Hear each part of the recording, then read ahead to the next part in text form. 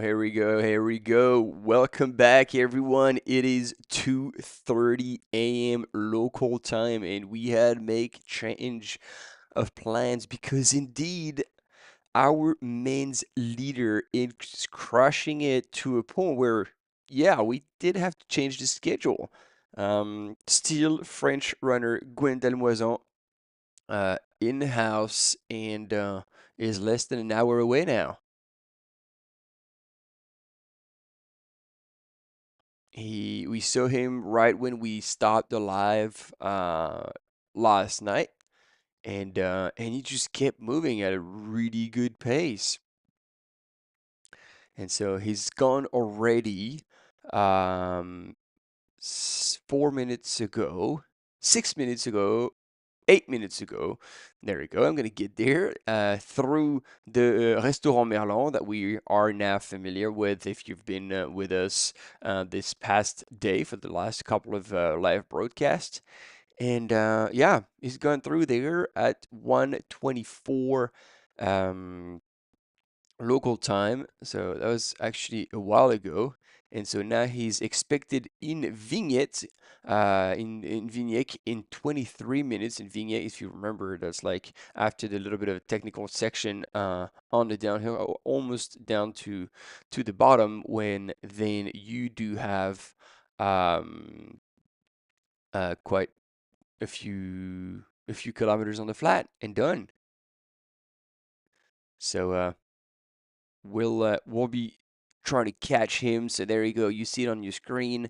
He's almost at the bottom, and then down and on the little path alongside the Or and alongside the river, and then down. So we'll be there. We got the team out there to catch him, to intercept him, and to make you follow live the end of that broadcast.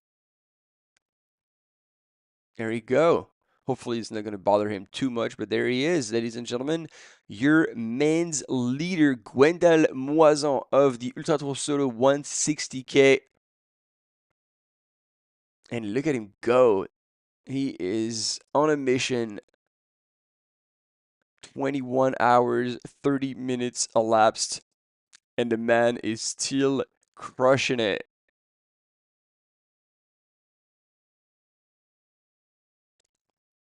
And then right behind him, still Baptiste and Loan Noroyek so far are located right behind, but just too far back. So there's not going to be any pass here.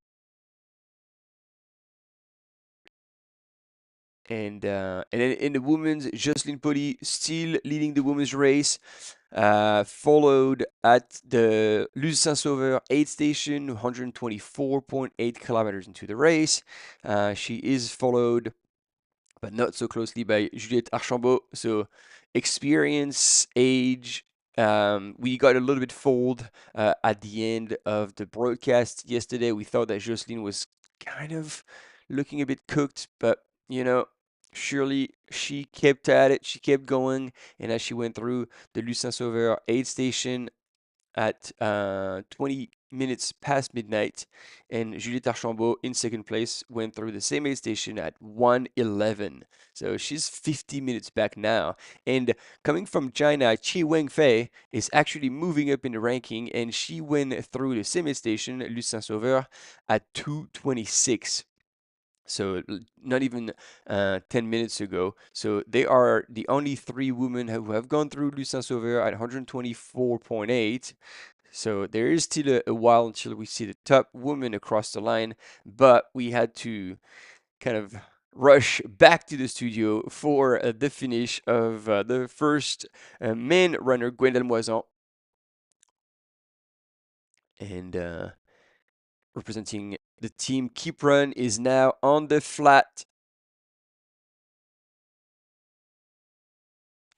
And so in a few minutes in the town of Yellor, we will have our top runner for the Ultra Trail Solo 160, So we did have a few teams come across the line. I remember like we were following some of the teams of several runners covering the 160K distances, and they were tagging each other. So about four teams, I believe, have been across the line. So only four teams were managing by tagging each other and only running small sections at a time, managed to outrun Gwendal Moisan.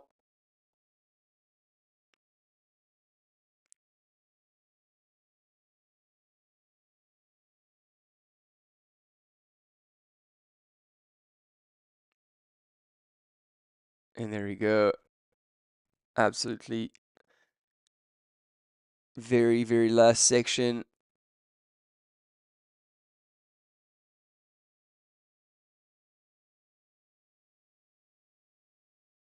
And this is the very last part. It's good. He's even chatting with a cam runner. It means like he's in good form. And he's still bouncing off the trail. I mean, it is really impressive. After 159, 58 kilometers. And so if you remember when we kicked off that broadcast at 4:45 a.m. local time yesterday, and after a couple of hours, Gwendal was leading the race. He was already taking the race by storm, imposing his own pace, his own style. And I was like, all right, well, that's bold. But he knew what he was capable of doing, and he's hasn't slowed down. He has 100% delivered on his performance, and and he didn't give anyone a chance to even remotely hope that he would have a shot at it. He's been literally leading from end to end and was never worried by anyone. So this is quite a tricky section. This is the last bit where we saw some runners slowing down quite a bit, and especially in the shorter race earlier, the Tour de Neuvielle, where Canadian runner Caroline Roy was slowing down a little bit until she got to the flat, and then she was able to open up again and hold on to her second place. Um, and I gotta say, he's moving just as good. I mean, when you can be at this point in a race, 21 hours, 36 minutes elapsed, you are comfortable with technical. There is absolutely no question about it.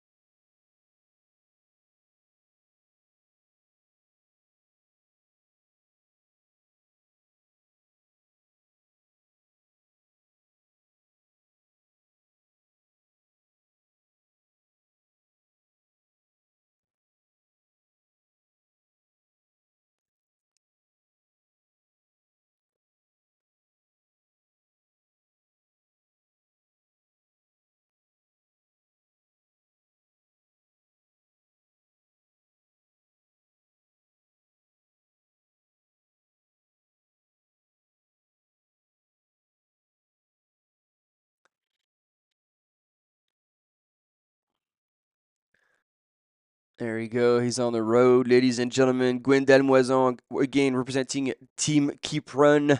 The French runner is pulling off an absolute masterclass on this Grand des Pyrénées 2025. The Ultra Tour Solo is about to crown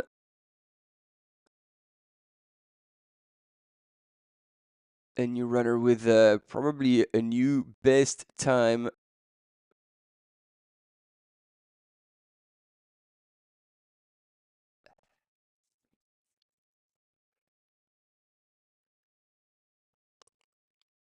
So it looks like the trail dried up a little bit.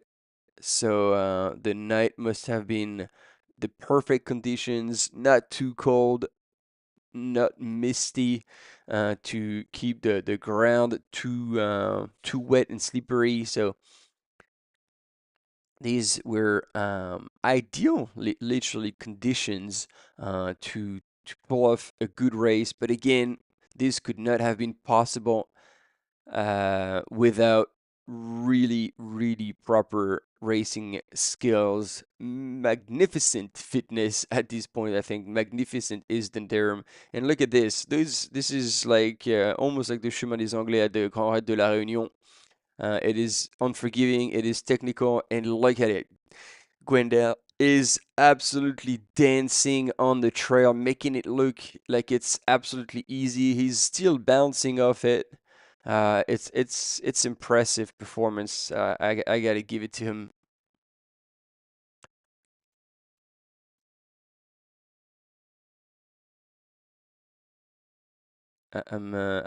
Actually very looking forward to seeing the ITRA score on that performance, because that is going to be a really high score, even if weather conditions were good. It is still 160 kilometers in the mountains. A lot of it is above 2,000 meters, and this is 10,000 meters of elevation gain. So it is really solid. Another 2Ks or so, and then Gwendal will be home.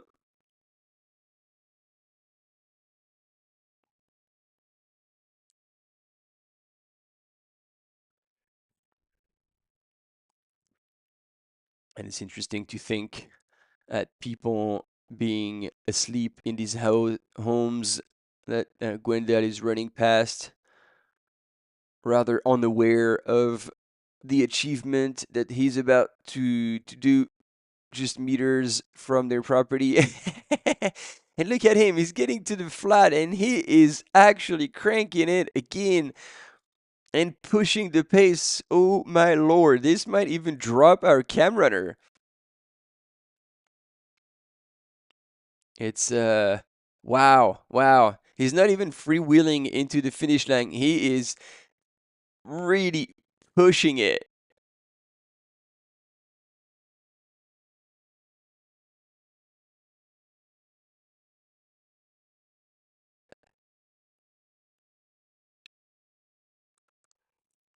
Oh, yeah, so we're being told that he had a bit of a chat with our cam runner. I guess the night gets long, so he ended up sharing a few words, and he was saying that he was pleased with the time that he was going to achieve.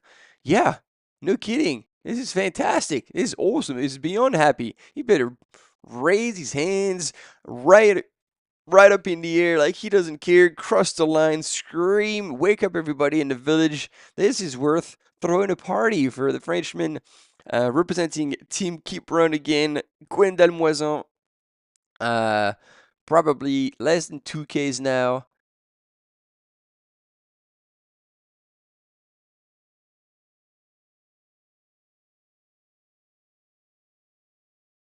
It's good to see him smile like he's breaking into that. He's gonna savor that win.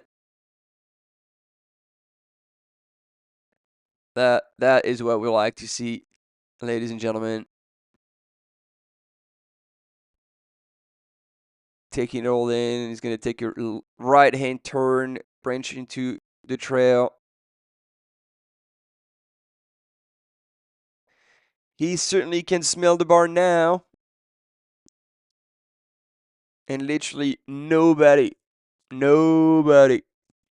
is going to come across Gwendal Moison and that win on the Ultra Tour Solo of the Grand Raid des Pyrénées.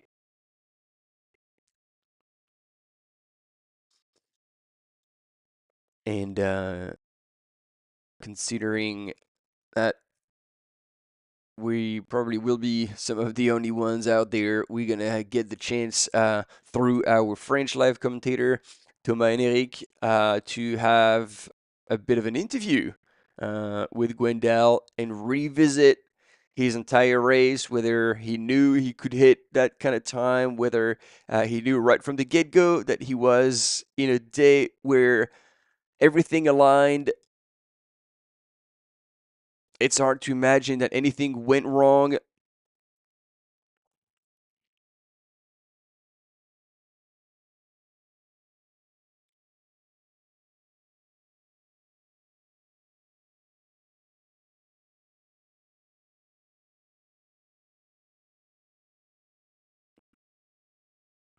Imagine that. 21 hours, 43 minutes elapsed of being up and down.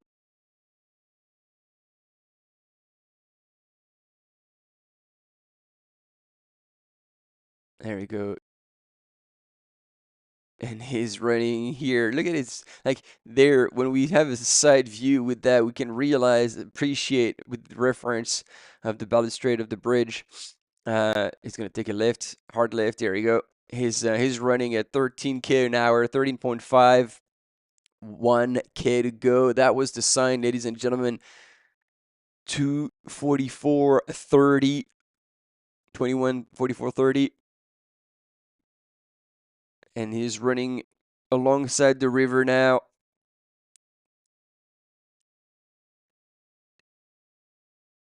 So 13 and a half. That's about 430, 435 per K. So that's gonna be 21. Yeah, just 2150. I give you 2150 once, 2150 twice, 2150 to Gwendal Moison representing Team Keep Run, and sold. I really am looking forward to having the interview with that gentleman.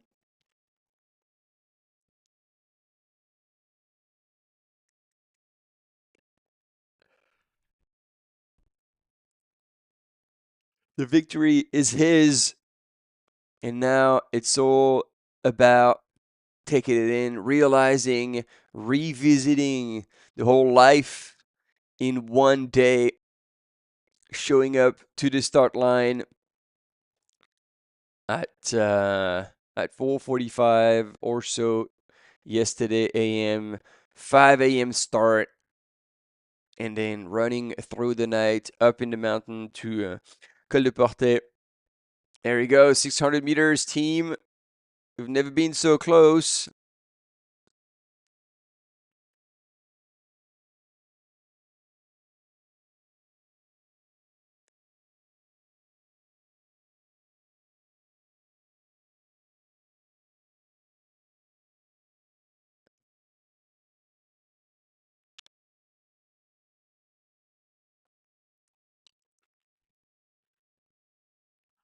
And so we're telling you the rest of the participants. Jocelyn Poli has gone through Tournabout, 137 Ks into the race. She went through just 4 minutes ago. And Juliette Archambault is expected to come through there. Actually, Life Trail has given up. It's the nighttime, so it stopped giving us prediction. But basically, she'll be there if the gap is still the same in just under 50 minutes later. And Che Wengfei will be following another hour and 20 minutes later. And in the men's, Baptiste still is in second spot, holding on to that spot. And Lohan Leroylec is sitting in third, waiting for Thomas Duvivier as well to come through. But there is still 40 minutes between Baptiste Agnières and Lohan Leroylec. And another 30 minutes between Lohan Leroylec and Thomas Duvivier. So I don't think we can expect too much excitement and too much passing in the late stages of the race. I think the ranking is pretty much established unless something extremely bad happens, which we don't want that. Um,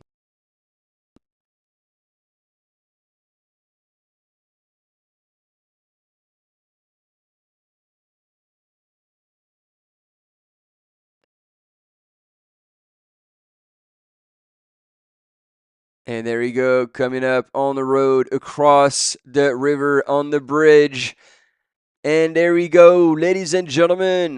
Make some noise. There we go. We have people clapping. That's what we like to see. It is 2:51 a.m. local time, and we are welcoming our one and only Gwendal Moison come across the line to take the big win here at this Ultra Tour Solo 160 kilometers. He is on the red carpet, ladies and gentlemen. Welcome to the finish line and congratulations to Gwendal Moison. Team, keep run.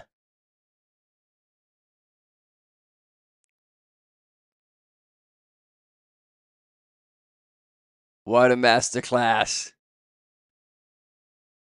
I hope we get a close shot so we can see emotions on his face.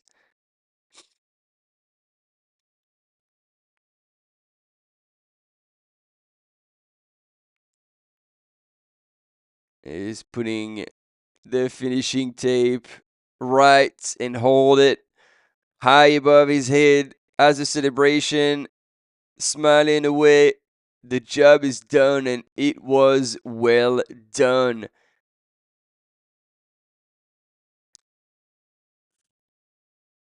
Imagine that. He's been head in the game for just under 2150.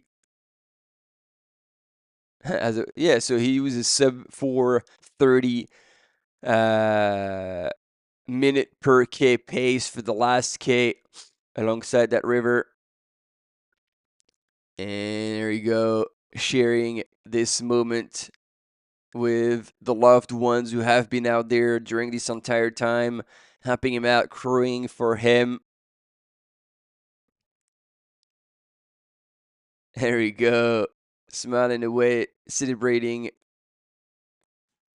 All right, let's hear it. I don't know if we're gonna get the audio from the line.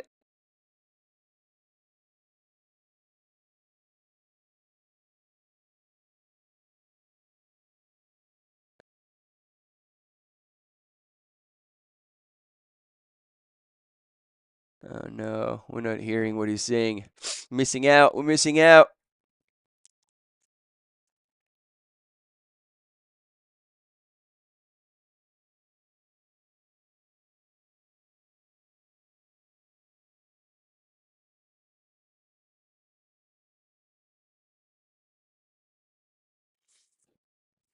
So we don't have the words, but we have the body language. The man is still standing, and you can see the joy, the satisfaction of a job well done on Gwendal's face.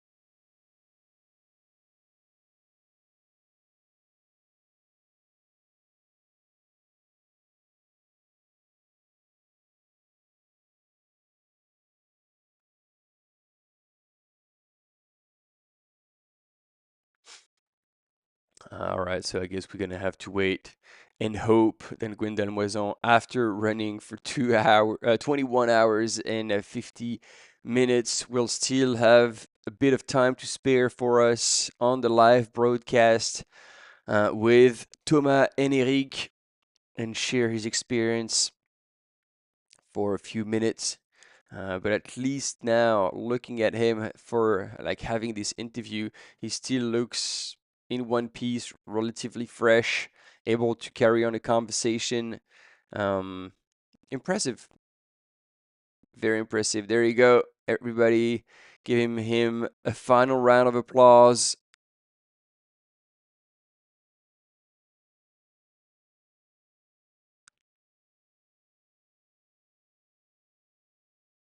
And indeed, um, by taking the win here. He just scored the maximum amount of points, 1,500 points, towards the Gran Canaria World Trail Major ranking. And so he's got another 3 races that if he chooses to do, would allow him to score more points and be potentially within the top 5 for, well, let's say it for some of the to get some of the prize money.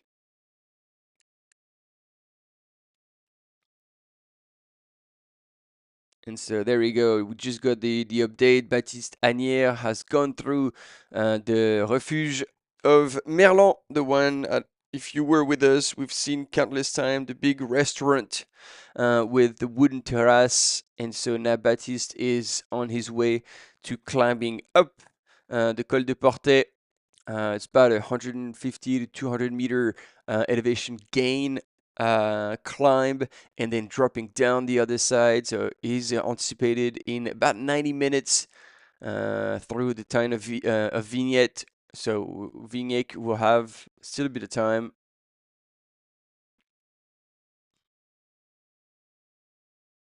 And so that's, yeah, that's an hour 45, an hour 50 until Baptiste Agnières comes and cross the line. Imagine the gap between these two gentlemen, between first and second.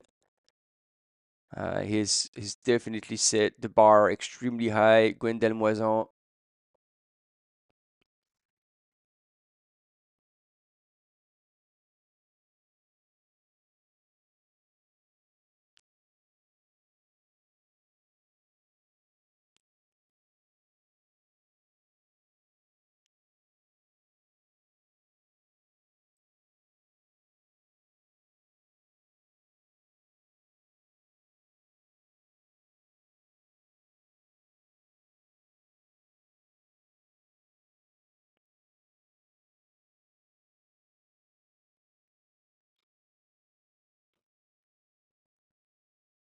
Il avait quand même déjà une avance significative qu'il n'a pas cessé d'augmenter.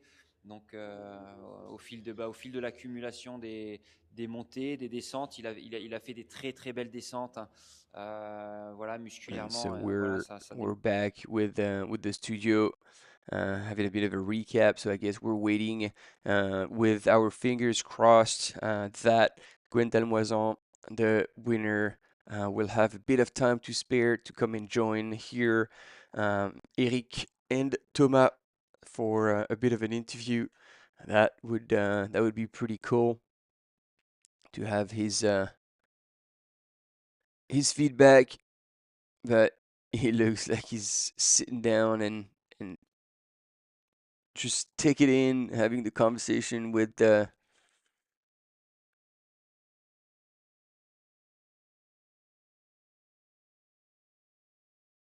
Denis Verquin, our race director, who would have been up all night, and you can see like the smile on Gwendal's face. It is a genuinely happy conversation that he's sharing with Denis.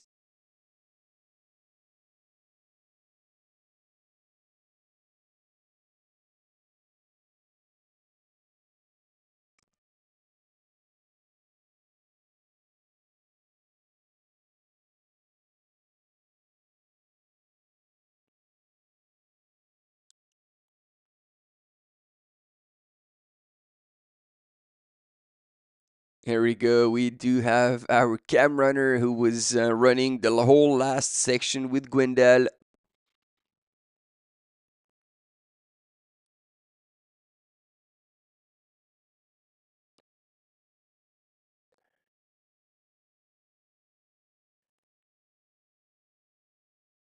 So how was it waking up at a much earlier time than anticipated? And how did you feel about his shape on the last section?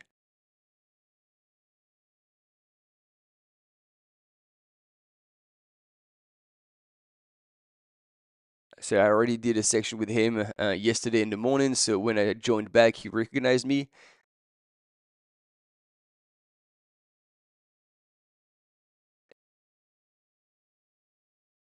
And he said he was actually very impressed with the pace that Gwendal was able to maintain, especially as soon as they hit the road on the last village.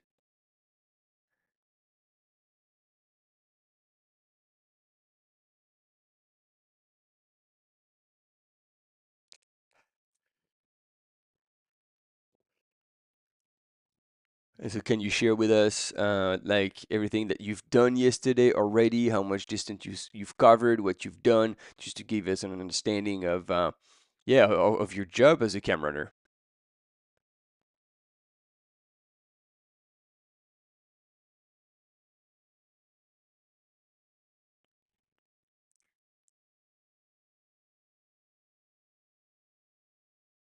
So yeah, yesterday we were starting at the Col de Porte at 6:30 a.m.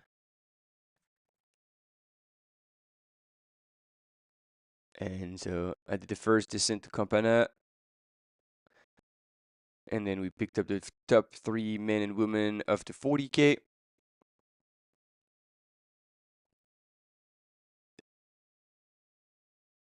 Then I did the final climb of to Col de Porte with the women, and then I tagged other cam runners,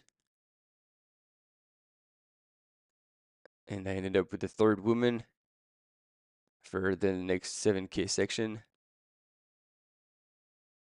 And then we came back here, went to bed, and then this morning the wake up call was a bit tough.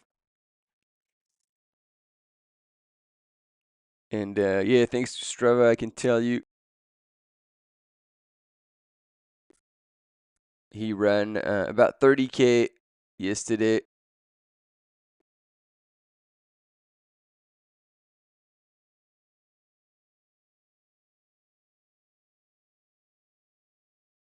And so yeah, big shout out to the whole like Cameroners team that have been out there and offering all of us these images from the field.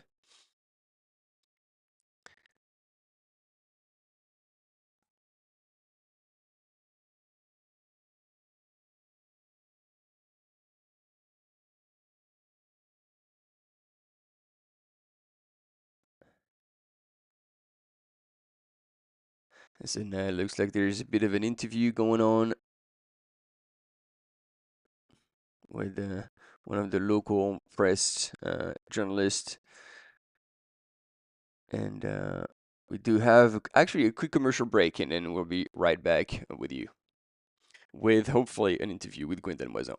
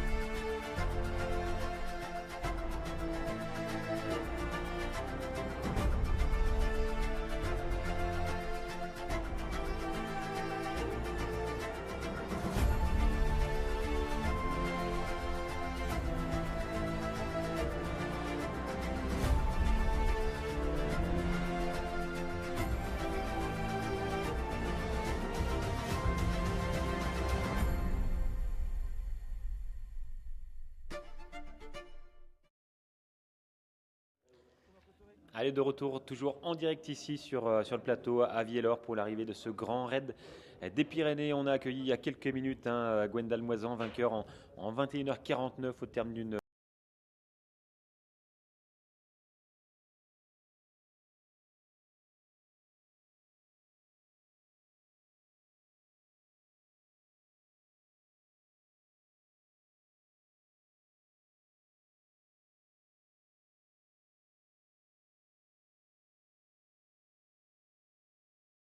And there we go, ladies and gentlemen. We are with our second place in the men's race.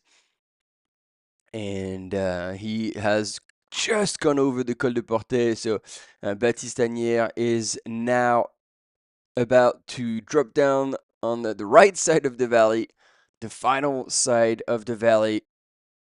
And that's going to be about a 12K descent. And there we go. He breaks into a run. It will take a little while for him. He definitely doesn't have the same pace as Gwendal, but he's starting to move.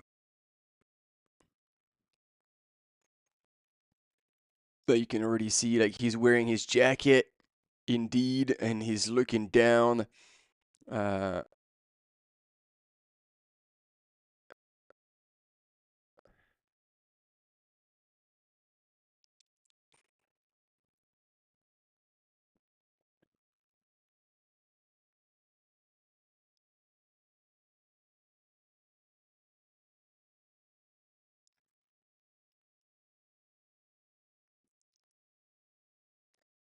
And so it was, I'm doing the math, it's hard as the time. It was 20 minutes ago that Baptiste here on your screen has gone through the last 8 station, the Merlin aid station, and Loan Leroy still hasn't gone through. I think there was about a half an hour gap between these two. So Loan Leroy, we should see him come through at the Restaurant Merlin aid station in another 10 minutes. And then if that is it, then we will know roughly where our top 3 men are on the course and when we can expect them across the finish line. But in the meantime, we're still hoping that Eric and Thomas will get the chance to have a bit of a chat with Gwendal Moisan, the 2025 winner of the Ultra Tour Solo 160.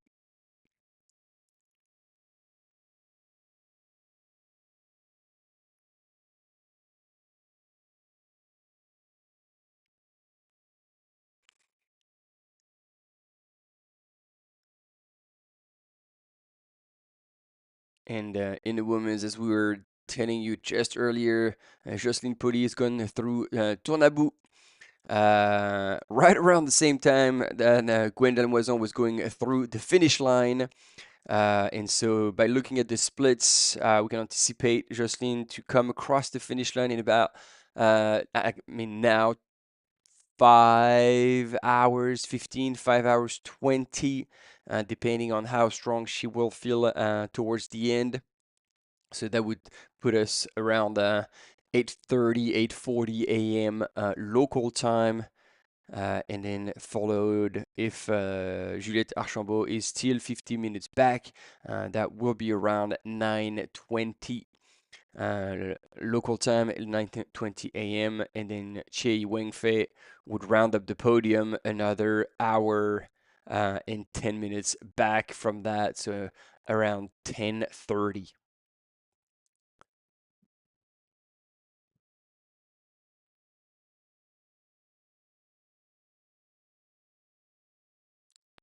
And so here you can see, as much as Baptiste is still running, but you can see it's not as smooth, it's not as open, and I think he's signaling our cam runner to go ahead, because that's the thing. Like, if the headlamp of the cam runner is strong enough, it will create actually a shadow of Baptiste in his own headlamp beam, and that can be quite annoying because you don't really see the trail properly. And after 22 hours in almost 15 minutes. That's probably not necessarily what you need.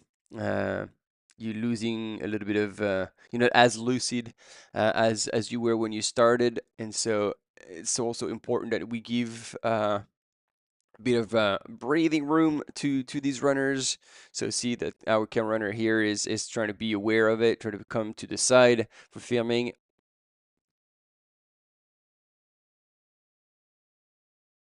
Um, and now you can see taking off the jacket again. So it shows that the night is extremely warm in a sense that, usually you go into the night, especially when you're going downhill, means you're putting on less of an effort. You're moving faster, so you have a bit more wind coming through. So if you're taking off the jacket now, it means that it is an extremely warm night, and taking advantage of that stuff for a little bit of a pee stop as well. Might as well.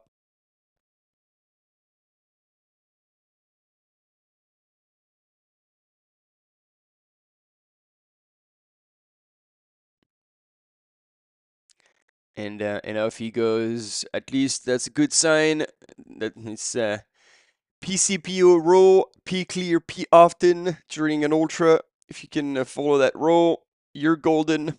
Not like your PP.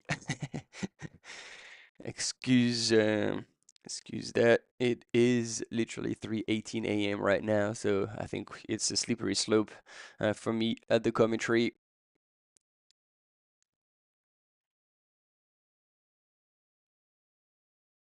And still waiting for Luan Leroy 2:55. So we're waiting for a 3:25 for a 30-minute gap between Baptiste and Luan Lorelec at the Merlin aid station. We'll see if that comes true or if the gap has increased or decreased, but then there's not much room for decreasing now. It's about 5 minutes. Uh, until the 30-minute gap between these two gentlemen, between second and third. And I feel like he's looking a little better. I don't know about you, back home, wherever you're watching from. I think Baptiste is now on a good groove.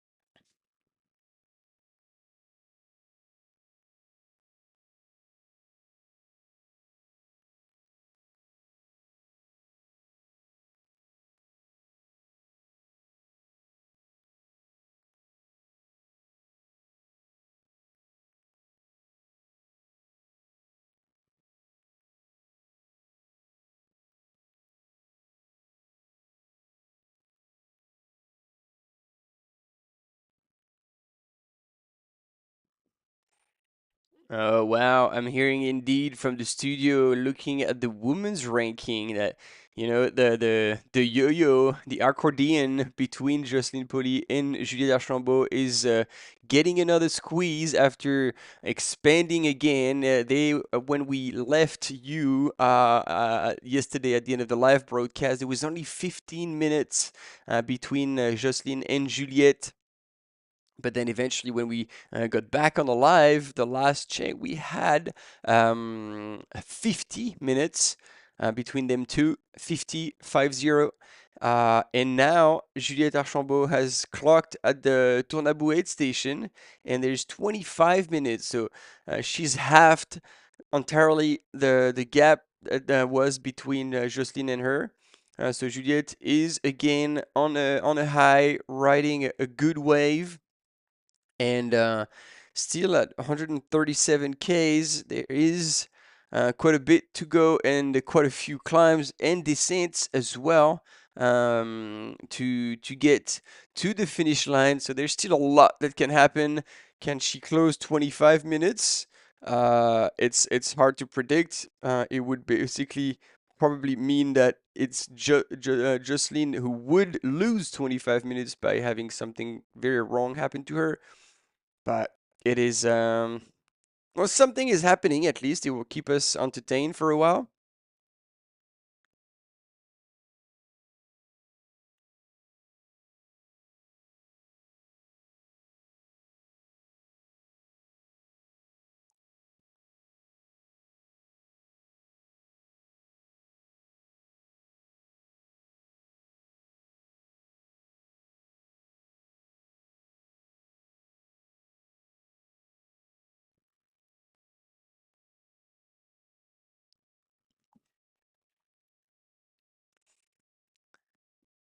And so looking at Juliet as well, like last year she had to drop out of the race quite late, past the 120-kilometer mark. So she was having issues. That's probably why she was like taking on that race with just the intention of getting to the finish line and not putting pressure on herself to deliver at any type of level.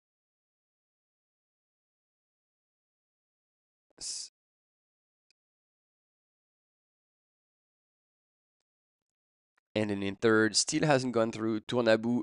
Chin Wengfei has has done a pretty good race. Like, she gradually moved back up the field.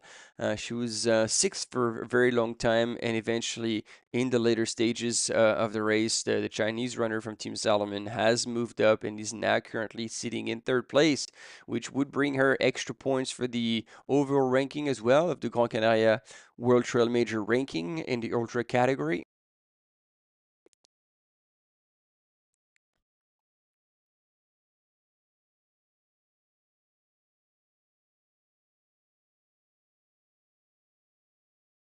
And you can see it's been 22 hours 22 minutes elapsed, and we had 222, that's a lot of twos, DNFs already uh, in the field. There's still 575 people out on the course, and one gentleman has crossed the line. We have one finisher, the one and only Gwendal Moison. And yeah, actually, I don't know if he's still having an interview on the finish line, or if he chose to uh, drive home and get some well-deserved shower and sleep. Um, but I don't know. Maybe I could email that.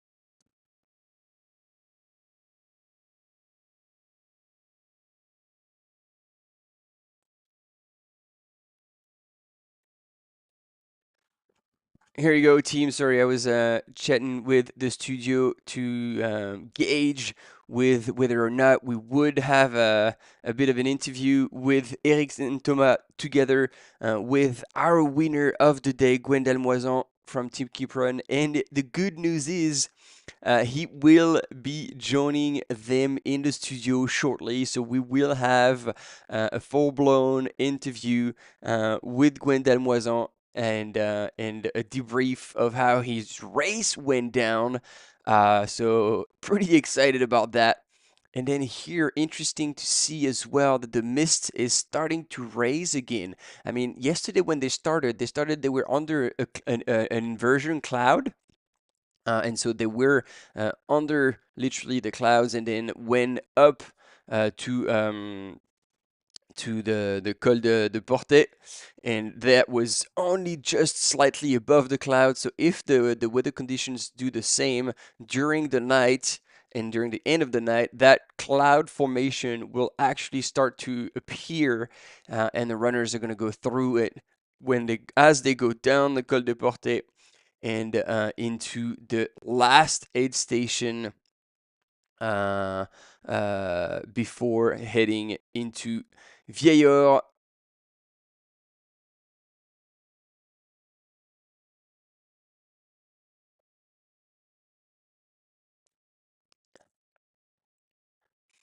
And in the meantime, it is good. Like it is a good turnaround and a pretty honest pace here for our second place in the men's race. Baptiste Team Normal. Um, it is downhill, and he's just making good ground. But you can see already that he's struggling a little bit with his headlamp, and I guess our cam runner has a much better headlamp than him, and so that is creating a bit of a shadow you can see right in front of him, which kind of blurs the way and he troubles him a little bit with seeing the trail. So that's why our cam runner is actually moving to the side. So cam runner, well done. He's well aware. I mean, these cam runners, as we had. The interview with Nathan Graton just earlier. Nathan, who had run the last part with Gwendal Moison, um, and he was explaining like these guys are runners. Whoa, careful, careful! We don't want an accident. So they are runners themselves, and they have a very good understanding of racing and how to be close to the runner without being bothering the runner. And so in that case, he's trying to move away from him and not put the beam of his headlamp close to his face, or to just create a bit of an issue. It looks like the FBI is looking for him from a chopper. um, and yeah, so it's not obvious. I mean, to be honest, I think this is the first time I'm commentating a race that takes place at night, because I mean, well, there's the views, we can't see them, and so we're just there with the runners in the beams of their lamps, and we have our provisional ranking. It's definitive for Gwendal Moison, of course. But then on your screen was Baptiste right there on his way to the finish. And then Loan Lerolec still has not gone through Restaurant Merlin. So the gap has increased between second and third. Um,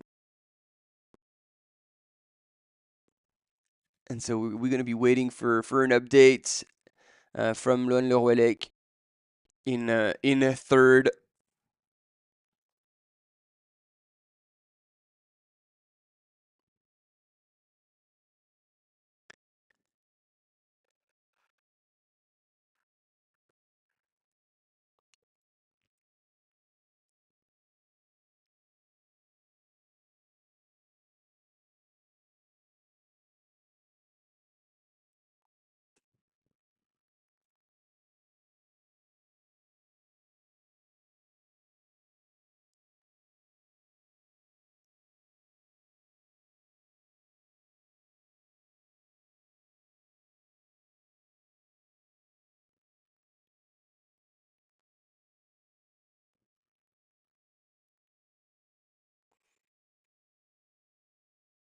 So as we're waiting for Gwendal Moison to come into the studio, we're still together with Baptiste Tanière. Baptiste Tanière, who was racing here last year, and he had already won in 2023. Uh, and actually no, sorry, he was in 2023. That he was here, not last year. Um,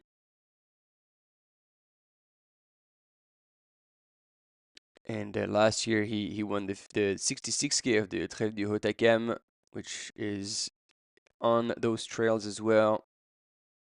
And when he ran the Grand Raid des Pyrénées in 2023, it was not the miler, it was the 120K and 7,000 meters of gain. So he stepped it up and still claim the win here.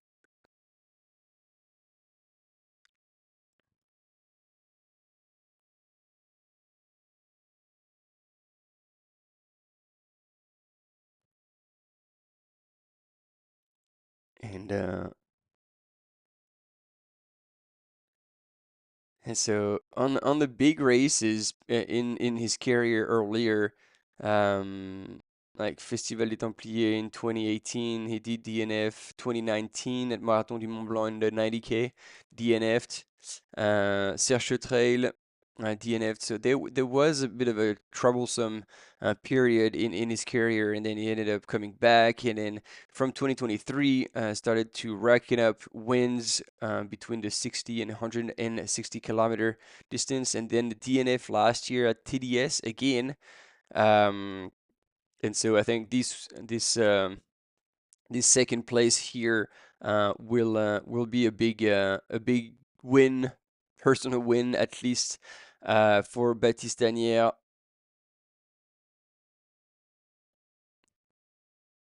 And as we see him here on those trails that we saw on the 40K yesterday on the Tour du Nérouviel, um, the Tour du Nérouviel was much more fast and punchy race. Ah, there we go. We have it. The man, the legend. Now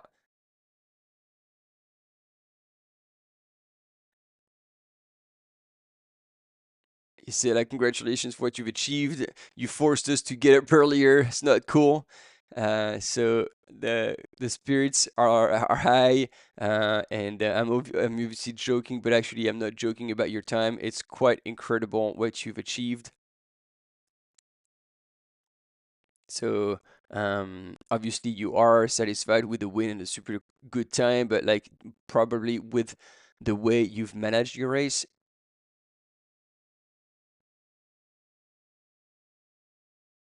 So how are you feeling right now, and how are you feeling about the race?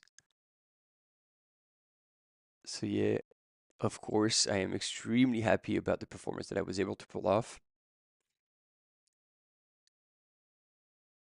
And so during the race, I was a bit worried that I had like put myself in the lead alone a bit too early, and but I couldn't see them coming back, and I didn't plan to pull away from them. But it's just that that was the rhythm that I had. It felt right, and so I kept doing my own race, and on the first splits, I was exactly bang on the splits that I wanted to hit. And then based on my prediction, it's on the second half of the race that I was starting to run much faster.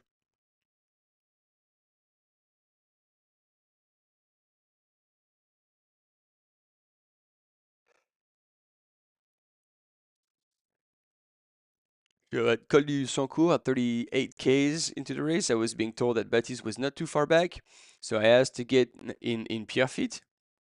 If he was still pushing the pace behind me, and so going into the night just to check if you know, somebody was coming in, so we could possibly spend the night, part of the night together. But there was 45 minutes, so I just kept going. And so they had the opportunity to chat with him, and the goal for Gwendal was to clear another 100-mile race successfully, because he had a quite a troublesome season last year.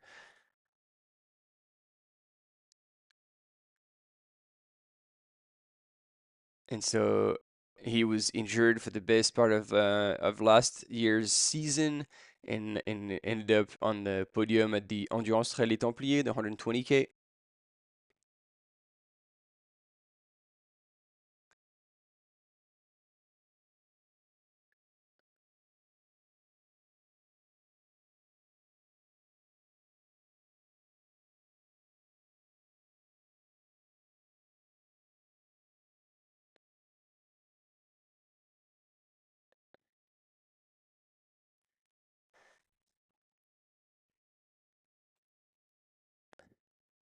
So originally he was born and raised in Brittany,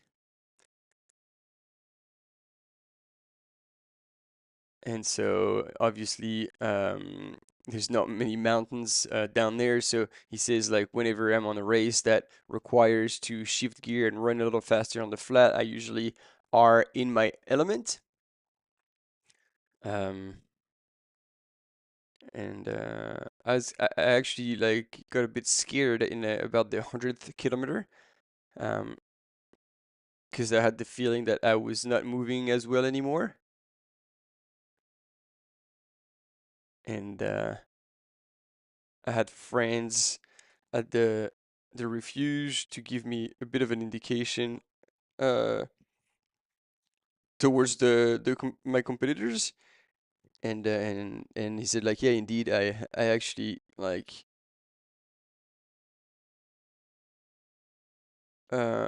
yeah, based on his splits, he felt like he had slowed down a lot. But when he heard from his friends, it's like, not everybody was actually slowing down a lot and suffering on that very climb.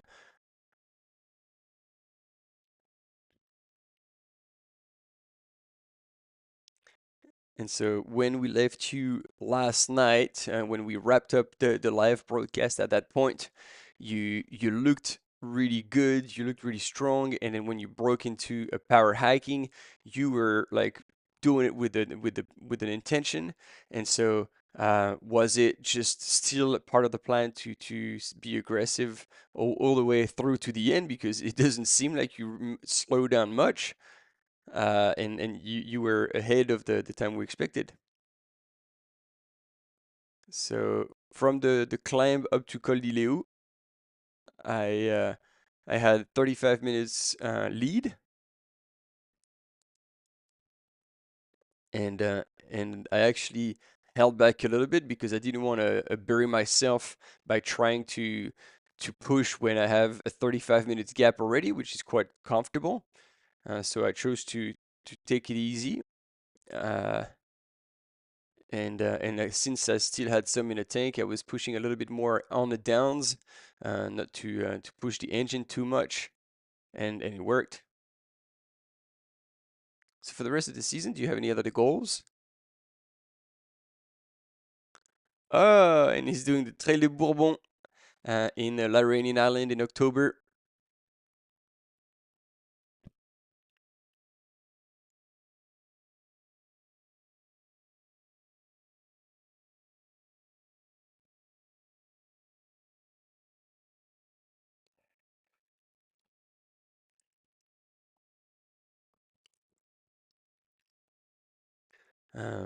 So the question was like, well, how are you going to prepare that? He's like, well, that's a good question. I'm going to need to talk to the coach to see how I recover from this one. Uh, but since his goal this season was to validate again a 100-mile race, um, and so he skipped the races that he had planned earlier this season to focus on that race, and now he's done it, and he's done it really well. He just doesn't really.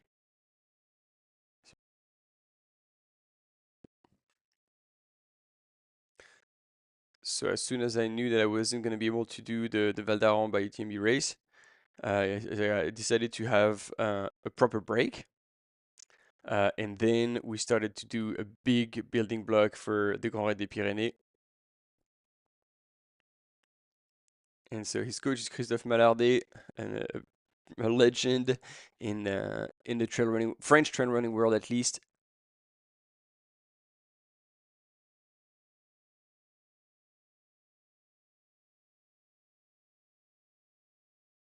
And so he had not done over 15 hours of running for the past 2 years. So that was when it was going to be a little bit of a question mark. But it ended up going well. And so they're asking him now how everything goes, especially with nutrition. He says, like, as opposed to a lot of people on social network that count every gram of carbs that they're taking, I just go by feel, have a gel, have a bar, like sauce, but I definitely don't have like a very strict nutrition strategy.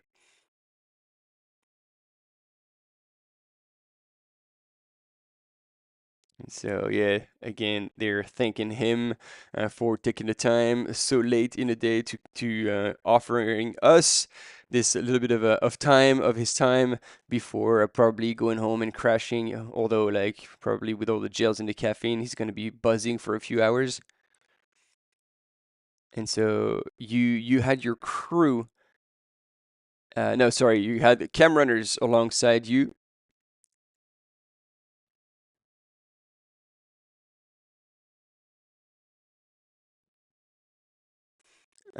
And so, what's your feeling as a runner to be like surrounded by some cam runners during your race?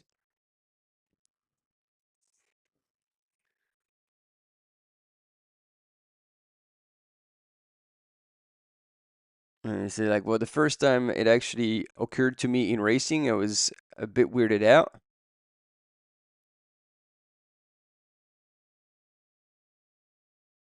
And so, like, today, since I had spent a big chunk of my day on my own, it was actually good to have some company and someone to chat with.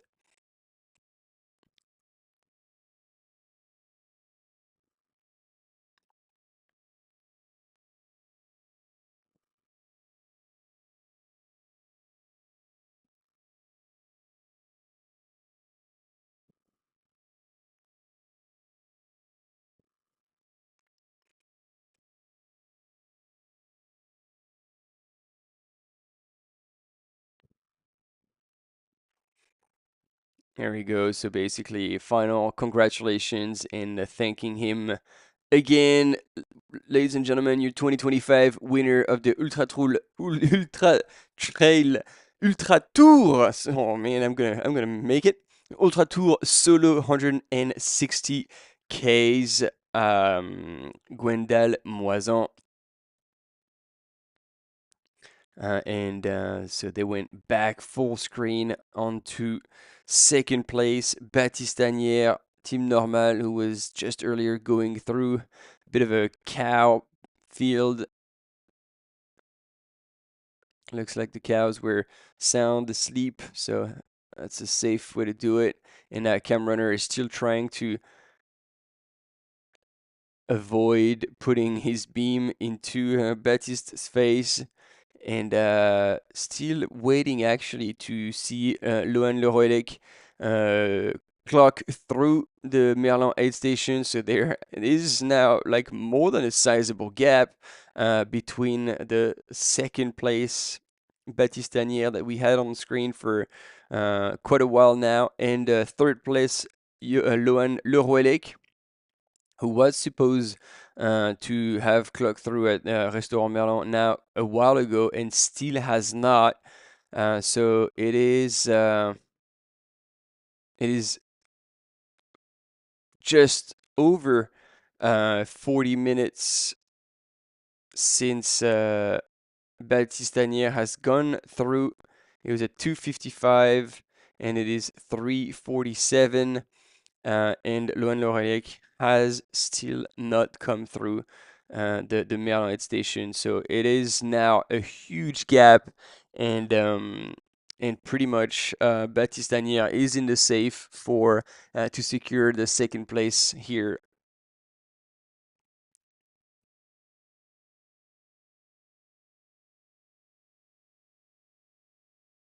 Chercher cette deuxième place alors que ça y est, Gwendal s'en va. Donc un grand plaisir, j'en profite parce qu'il n'est plus là, un grand plaisir de l'avoir eu et d'avoir eu cette fraîcheur et d'avoir eu ce grand saut, ce sourire et cette joie de vivre avec nous sur le plateau. Alors on peut se dire oui, il a gagné, il est heureux, mais non, c'est vrai que on ressent chez lui vraiment un élan de générosité. Ça fait vraiment du bien d'avoir ce type de personnalité avec nous autour de nous.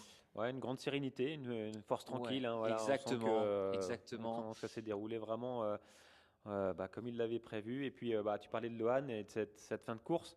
On l'a dit tout à l'heure, mais on va le redire. Hein, effectivement, 2 abandons de suite ici sur ce format. Hein, ça peut marquer. En 2023, en 2024, à chaque fois, il était en tête d'ailleurs sur ce grand raid. Donc, voilà, est-ce que l'histoire va malheureusement se répéter pour Lohan Loroelec? Restez avec nous pour le savoir dans les minutes qui vont suivre. On attend le pointage évidemment du troisième là sur.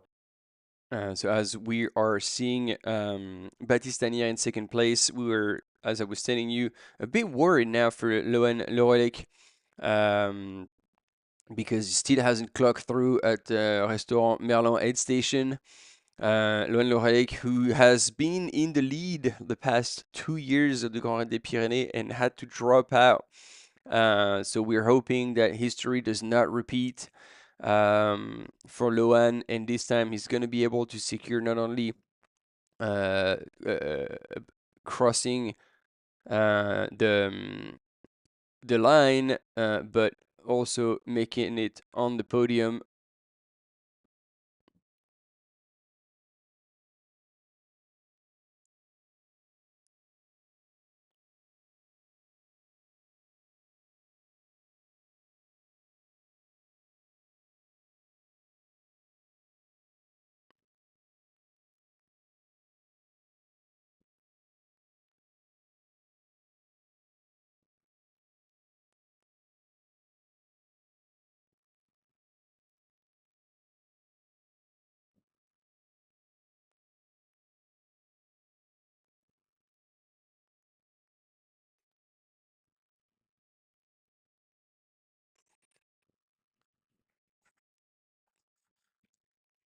Oh, yeah, you see the ground is still a bit slippery at times, so you got to be careful. And yeah, stay engaged, stay a little bit bent over forward so you can be on your forefoot. This way, if you slip, if your foot just gets misplaced, then you will land a little bit and put more weight on your heel, and you get traction. Because if you already are putting weight on your heels and your heel slips, unfortunately, there's nothing left to catch you, and you're gonna be on your ass. So interestingly, it is not a hallucination. Baptiste did indeed pass one runner who must be partaking in a different distance. He's on his way to the finish as well.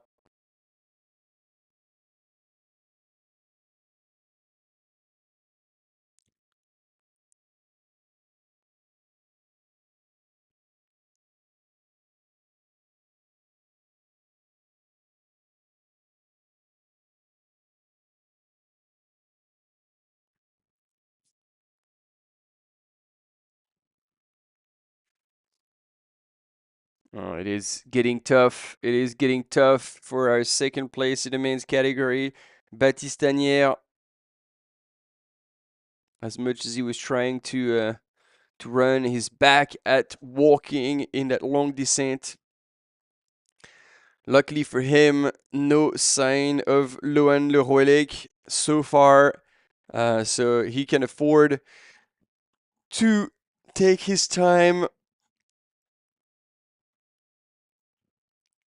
and secure that second position, even if that takes him a little bit more minutes, many more hours to make it to the finish line.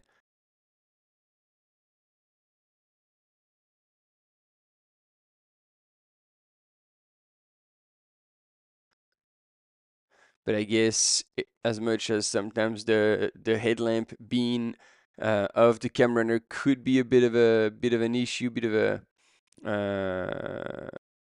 negative point. You're also not alone in the dark in the night, and that's probably also keeping Baptiste in check and keeping him moving, because you can see like he keeps wanting to break into a walk, and then he pushes forward again, runs for a few steps, and then walks again.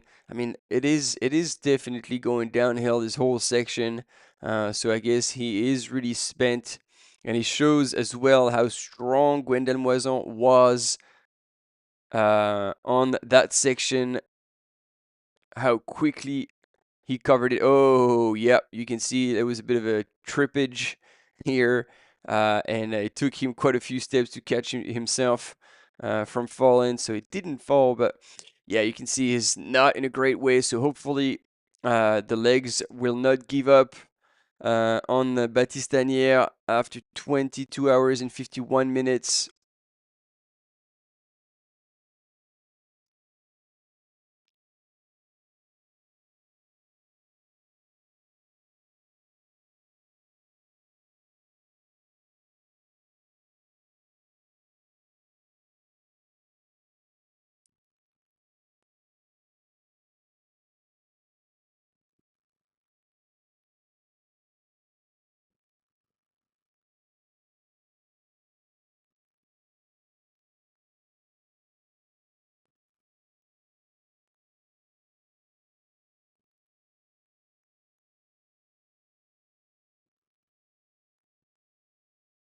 We got a good feedback here from Eric Clavry. Sharing it, so I'm just gonna share it with you all. It says, like, when you have the nerves before a race, because like he's talking about running through the night, and so to be able to bring your best while you're running through the night, obviously your circadian rhythm is screaming for a bid, and you can get tired. And so basically, it's also the ability to maintain that mental freshness, that mental awareness for as long as you can. Is usually what also makes the difference in those long ultras. And it says, like, and for that, the best way is to make sure you taper down early enough before your race physically, but also start putting a lot of sleeping hours in the bank, so you can show up to the start as fresh as possible. But then you're trying always to convince yourself, okay, I'm good, and this extra training is going to give me the extra edge. It's going to get me a little stronger. He's going to do this and that, but that's never the case. That's usually the one training session too many that will put a bit of a dent in your recovery period before the race, and could tip you over on the wrong side. So like that was, I think, a very good piece of advice that I certainly stand behind. And so it's yeah, when it's tapering time, accept the taper. And actually, this is also a super interesting thing that I got explained, and it does make a whole lot of sense, but I never saw it that way. Is that, when you're training consistently for, like, let's say for an ultra, like you end up training from 2 to 6 hours a day. And so during that time, your body temperature raises easily to 39, 39 and a half for a short period of time eventually, and then drops back down. So basically, when that temperature elevates to that level, all the sickness, the illness, the viruses, this is not an environment that it can thrive in. So you actually don't get sick because you keep overheating, and that overheat is just basically killing the bacteria, the viruses. But then what happens when you start tapering down is that you stop putting so much intensity or running for so long, and then your body temperature, that's when it stops also raising to a state that would get rid of the bacterias and the viruses. And so because you've been basically shielding yourself from these bacteria and those viruses when you were elevating your temperature consistently throughout training, your immune system has not been solicited and therefore has been weakened quite substantially. And so then you come to the tapering time where you stop all of a sudden elevating your body temperature, which was acting up until now, until then, to as a natural immune system. Then you solely rely on your immune system that hasn't kicked in for weeks or months and therefore is weakened. And that is why we see so many runners in the week leading up to their main event get sick. So obviously you still need to taper down. So one option that was given to runners was to do a few sauna sessions. Because if you end up doing sauna sessions, then you recreate artificially that temperature rise and therefore keep at bay the same way you were doing it while you were running, the viruses, the bacterias, and therefore artificially again make sure that you don't solely rely on your immune system to keep you healthy, but those sauna sessions keep you from prevent you from getting sick. So I thought that was a really good piece of advice. So I hope you understood what I was talking about in this whole 4 a.m. gibberish. But again, let us know if if that makes sense to you or if you have actually any question about this.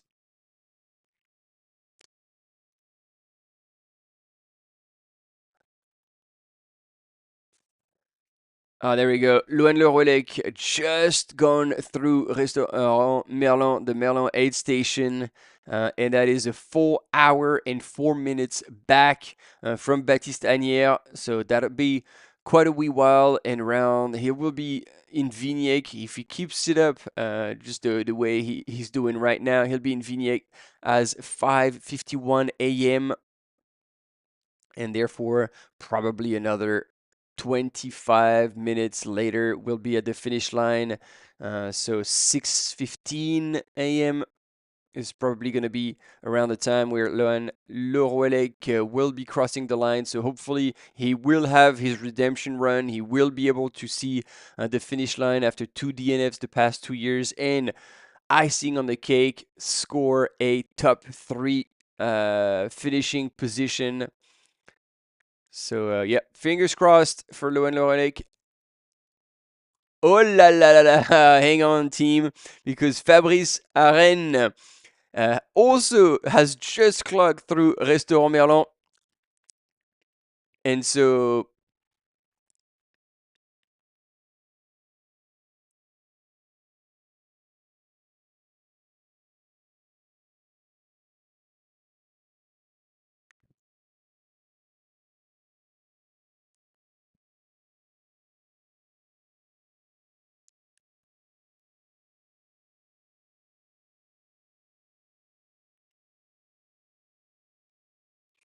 yeah, Fabris Aren 4 minutes back. Whoo!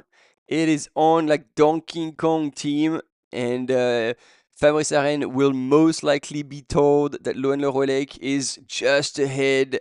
And you know, when you know you're creeping up on someone and that person is not moving at the pace they used to, that's going to be such a motivation factor. And I wouldn't be surprised if Fabris Aren, by the time they get to the Col de Portet, could already have moved into third place. And yeah, he's anticipated to be in Vignac, Fabris Aren, in 1 hour and 29 minutes, while Loan Le Rollec is anticipated to be in Vignac in 1 hour 49 minutes. So a whole 20 minutes difference between Fabris Aren and Loan Le Rollec on that section. So if Loan Le Rollec doesn't shift a gear to get back to the pace he used to have a little bit earlier, then Fabris Aren will most definitely take the third place of the podium.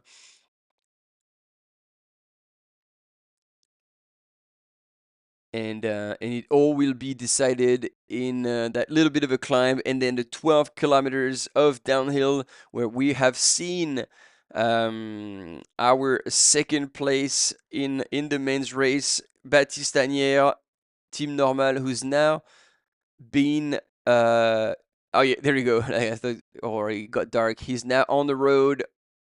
He's gonna get back onto the trail for a few times, crossing the road. Uh, and then eventually will make it to the village of Vignac, still anticipated in another 27 minutes. So there will be a wee while.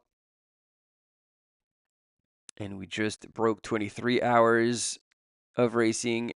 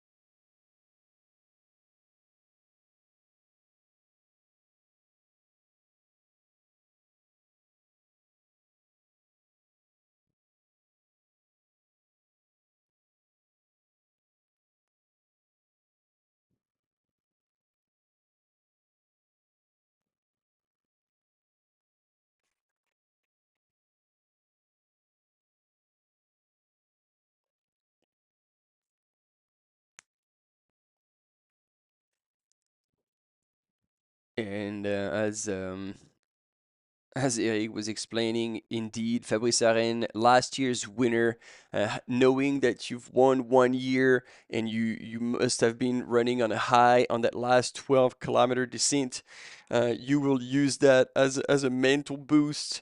And that was also my anticipation, is that by the time they're going to get to the Col de Portet, Fabrice Aren would already be ahead of Lohan. He will make a serious move where Lohan will have to find mental resources, because most likely going to be challenged for the third spot on the podium, and he's going to have to focus on positive thoughts to make it to the finish line, and not let a potential downward spiral take over, and possibly fall into the belief that possibly it could be a third DNF, because the back end of the race is so hard. It is still another 2 hours until Lohan Lorelec is anticipated to cross the finish line. 2 hours to keeping it together. Um, so hopefully that is going to happen, and we'll see both these gentlemen across the line. And then Jocelyne Poli still leading the women's race.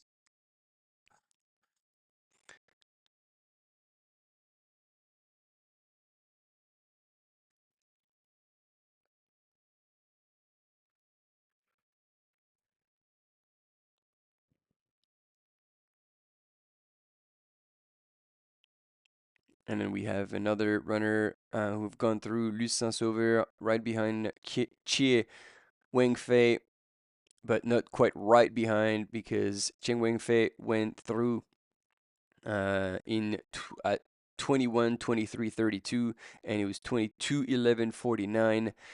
So 50 minutes back is Blandine Wattigny in third place, in fourth place, sorry.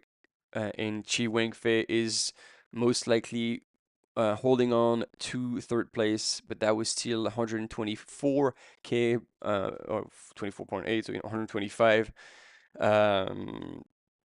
So that's still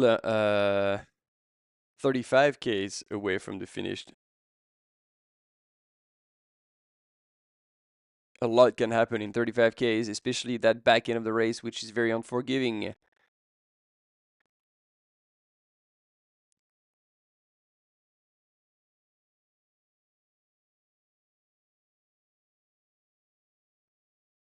And we have another man who has gone through. Wow, they're all coming very close to one another. Thomas Duvivier gone to the Merlin Head Station, and that is 7 minutes back from Fabris Aren. 7 minutes. If Thomas is feeling extremely well, there could be a bit of a ding-dong battle between Lohan Leroy, Fabris Aren, and Thomas Duvivier.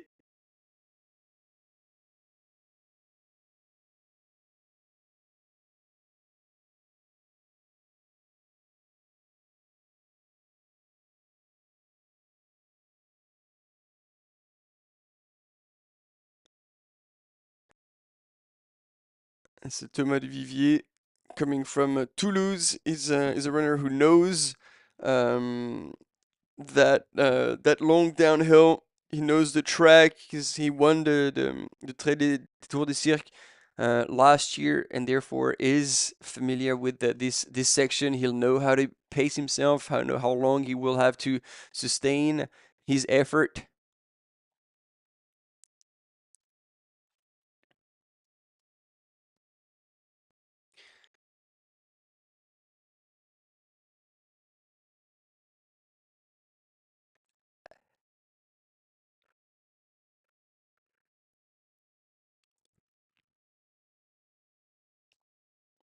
And so, as much as our friend Gwendal Moison had completely killed the race for the win, um, and we're seeing Baptiste solidly anchored in second place for the third spot of the podium. Everything is still open, wide open. These gentlemen are within less than 10 minutes of each other, and there is still that about 2K distance climb, which is more than 10%. So we had about 200 meters of elevation gain to the Col de Portet, and then 10 kilometers down, and a pretty cheeky descent as well, where a lot of things can happen. So we've seen on your screen a runner come through absolutely bombing down. My guess is that it's a relay runner.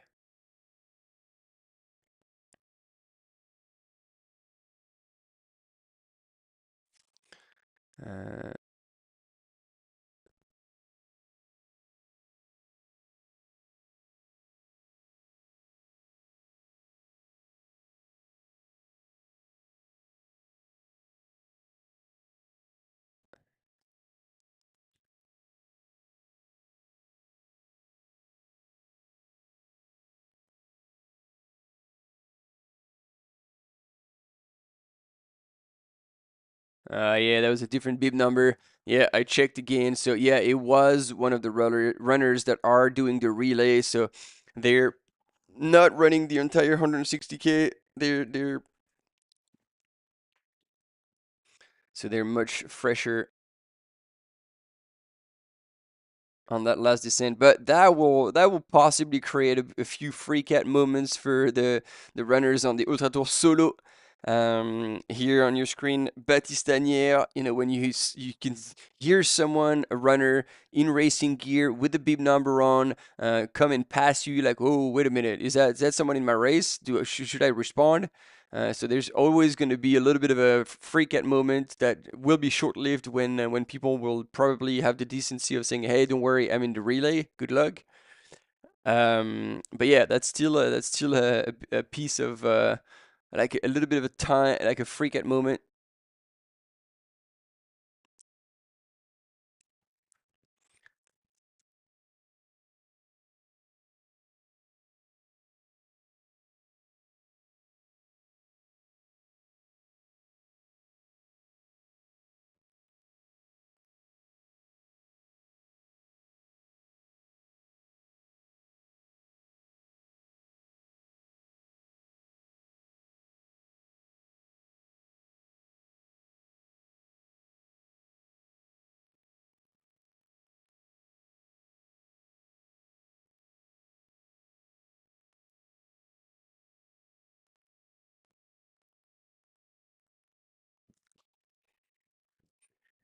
There we go. We're showing you on the screen again that ranking in the men's and how third, fourth, and fifth are within less than 10 minutes from each other. It is going to be a big battle.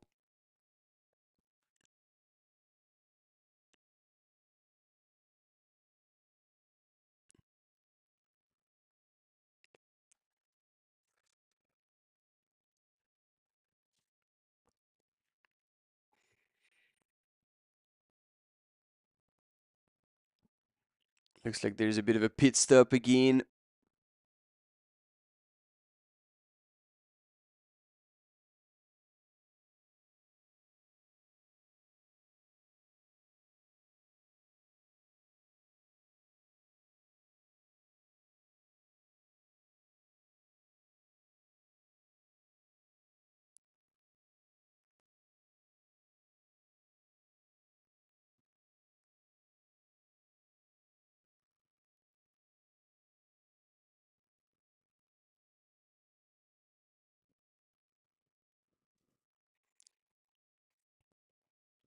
So we can't hear what the cam runner is saying.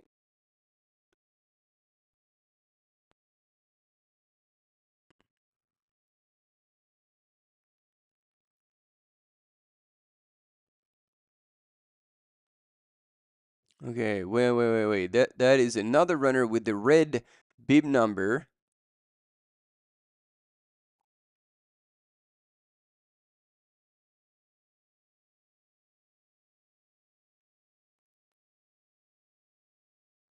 There we go, ladies and gentlemen. Currently, so I guess that would be our third place runner, and that is Fabris Aren. So the move, as we anticipated, has been made. I'm glad that I'm not telling you lies, and that was my prediction from the like when they would get to the Col de Porte.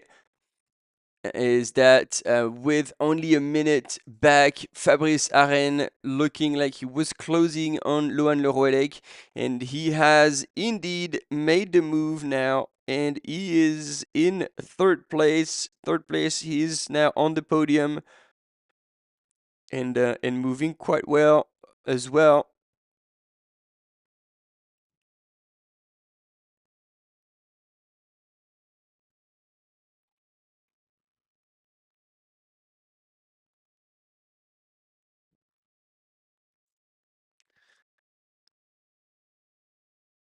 And so he's done a really smart race in terms of pace management. He was within the top 10, but then moved up gradually, and to come here, definitely looking good, making good use of the poles as well.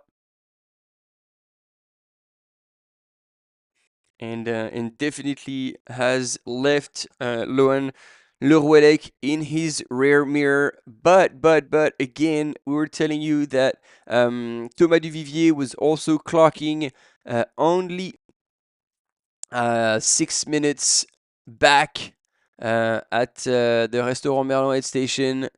So I don't know how quick Thomas Duvivier is on that last descent, how quick he can be, but the pace between even Fabrice Aren and Baptiste that we saw earlier on that section is a world apart. Like, Baptiste was just cruising, but he looked like he was not in control. He was being thrown around a little bit by the terrain, by those weaving single tracks, and he was just alternating between walking and running. And here on that section, Fabrice Aren is absolutely crushing. He's running with a purpose, and he's much closer to Gwendal's pace than to Baptiste. So if our fifth place at the Restaurant Merlin, Thomas Duvivier is wanting to make a move and try to have a shot at the podium, well, he will have to push really hard.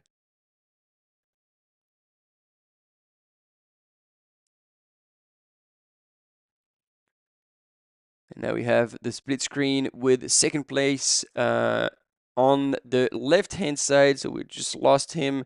But Baptiste Agnières, and now back full screen again, Fabris Aren, who's moved up.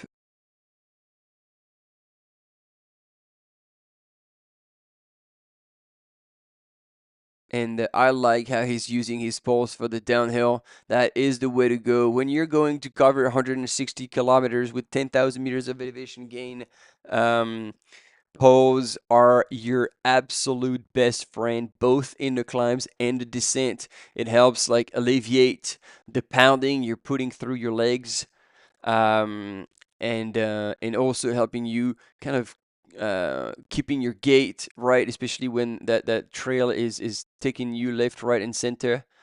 And it makes a big difference. And then whatever he's saved, whatever he's not spent with his legs by using his paws, well, he has that energy now to be able to move so well in that last part of the race.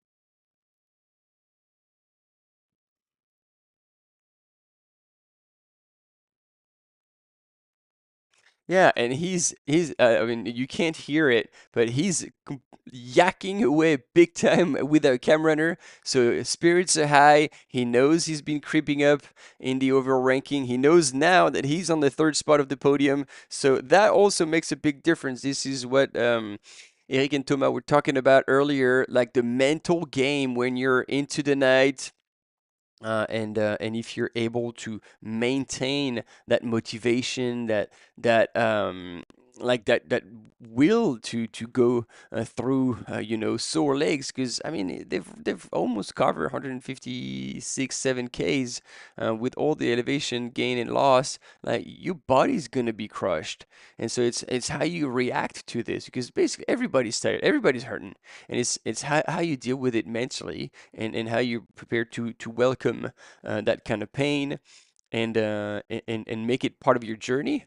And this is exactly, from my perspective, at least from what I can see from behind the screen, is that Fabris Aren is all good.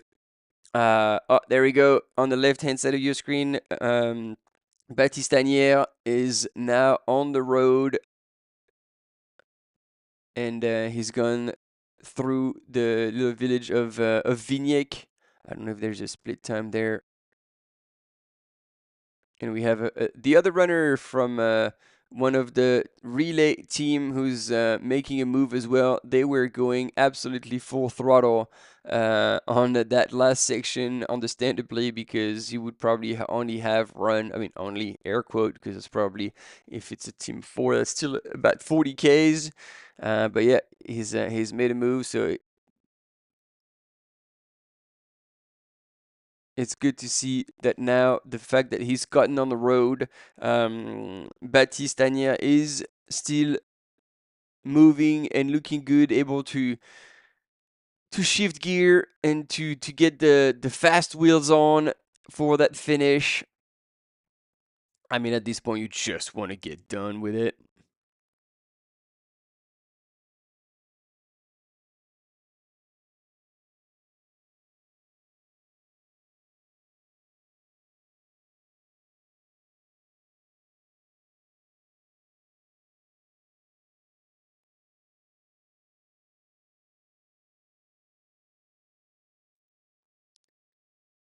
And you can see, I mean, they're both in very different environments.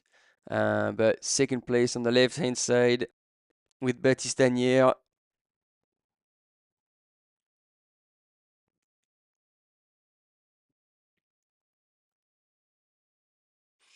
And on the right-hand side, now we have lost was Fabris Aren, who really made an excellent comeback, perfect race management, didn't get excited at the beginning, and then slowly but surely creeped up in the rankings within the top 10, and now on the third spot of the podium. And the way he looks, to be honest, like I was saying, either Thomas Duvivier has put a rocket up his ass and will be absolutely flying down the hill to come and try and challenge Fabris Aren for the third spot, or I think Thomas Duvivier, however, could come and catch up with Lohan Norolek for a fourth place. But I guess that's just my guess. Fabris Aren won't be able to hold on to third place.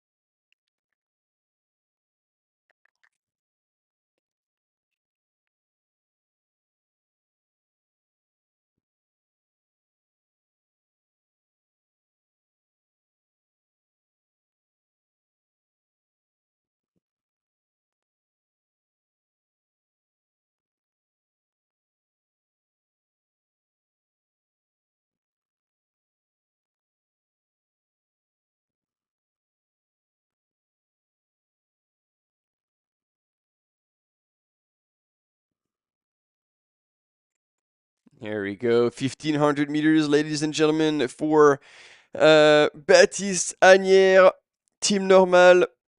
He will soon be relieved. 23 hours, 21 minutes. Sorry. I can feel the night weighing on me. The sleepless night. Baptiste Agnières will be delighted to stand alongside Gwendal on that podium. I'm sure of that.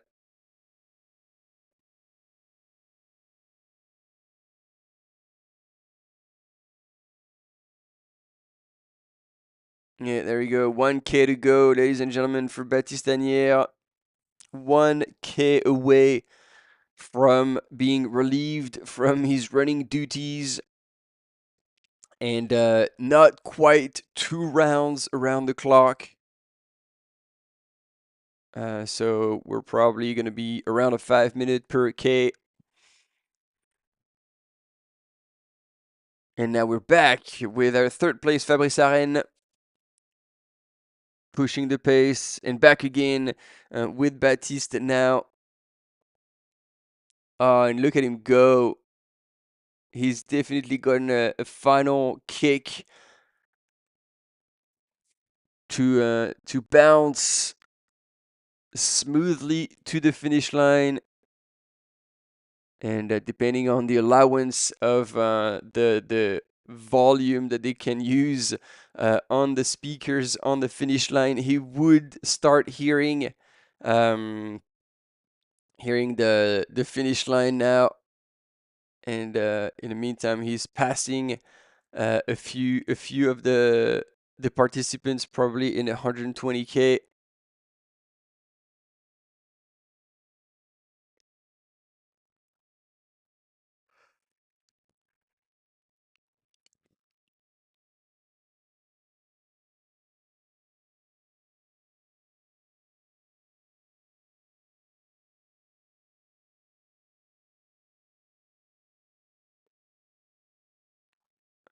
Yeah, this is where you can see the power of the mind, because in that last descent, Baptiste Agnières was transitioning sometimes between running and walking, even though he was going down. And then now look at him go.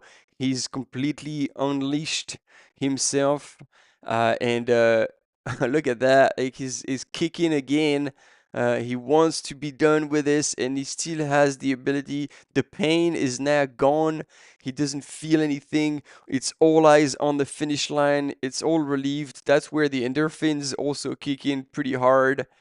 Um, and again, yeah, the power of the mind. You know, when you feel like the finish line is still not at reach, which was the case when he was at the beginning of the descent from the Col de Portet, and eventually now he knows even if he has to crawl, he won't make it across the finish line in second place, and so therefore he is just now able to turn off the pain and just cruise, ride that high, and reel in quite a lot of people. Yeah, I think it's a bus here coming from the nightclub.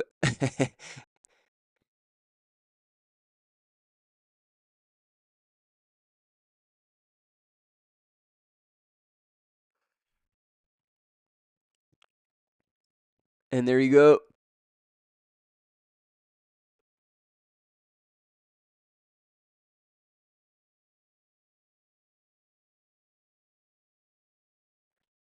Less than a minute away from the finish line for Baptiste Agnières. And then we'll be looking back at Fabris Aren to see if he can hold on to third place, or possibly if Thomas Duvivier has been told that there were two runners to catch and the Pac-Man game was going to start. Um, it looks like Loan Le Relec could be passed and would eventually be running for fifth. But as long as he crosses the line, I think that's going to be a win for him after two DNFs last year. There you go. We're back on the road. Left hand turn across the bridge. And that's going to be it. That is going to be it.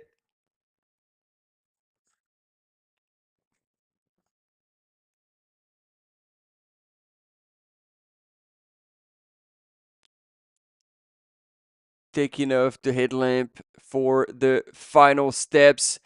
And everybody is moving out of the way to celebrate the beautiful second place of Baptiste Agnières from Team Normand coming across the line of the Grand Raid des Pyrénées, the one and only Ultra Tour Solo 160.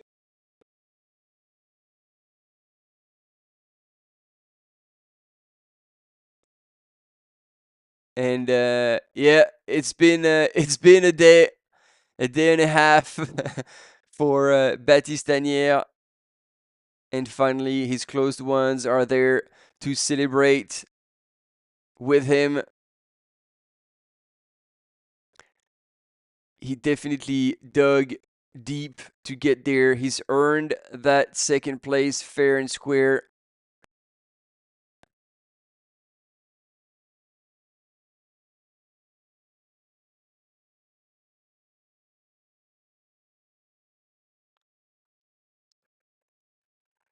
And there you go, a bit of a conversation with our finish line speaker. And there you go, the smile is starting to show on Baptiste Agnières' face for a quick finish line interview. I don't know, maybe we're going to have the chance to have him in the studio with Eric and Thomas. And yeah, we have our second finisher here. 23 hours, 27 minutes, and 13 seconds.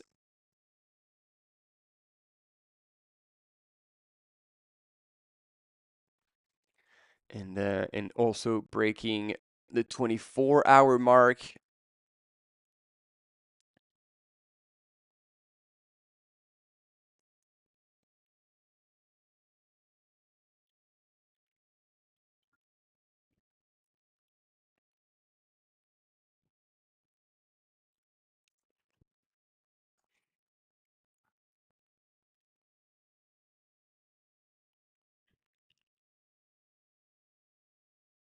And so as we have Baptiste Agnières on the line giving a bit of an interview, Eric and Thomas are touching base on a very interesting topic. The fact that, you know, the runners who are wanting to be competitive now almost all have a crew with them, as opposed to the runners who do not have crew. And it makes a massive difference on so many aspects. The obvious one that everybody can think of is logistical.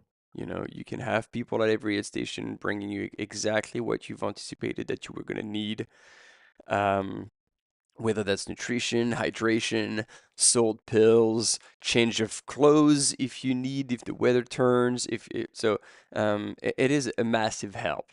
And plus, you show up, it's already ready to be picked up. So there's a second, like I was gonna say seconds, but there are minutes here on the table up for grabs if you have a well-oiled, well-organized crew, just from a logistical perspective. But now they were talking about the mental aspect, and that is huge because I think for a lot of runners, their why they're doing this is actually quite rarely a very egoistic thing. It's like I want to show that I'm the best because me.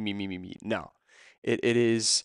I want to transcend myself, and by transcending myself, there's a feeling of belonging to something, bringing your community with you, bringing your family and friends with you, and so in many cases, it's also part of their purpose, part of their why is to be able to share that experience with other people.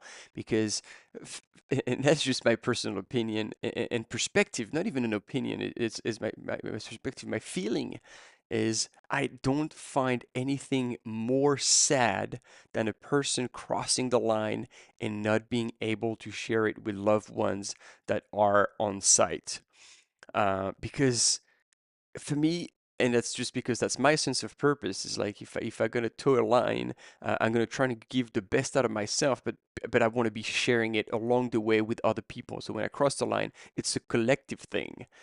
And so when I see runners crossing the line, it's like, all right, cool, get the medal, and then walk to the aid station at the finish, and then walk home. I'm like, kudos to them because this is not something personally I'd be able to do, or at least I'd be able to enjoy.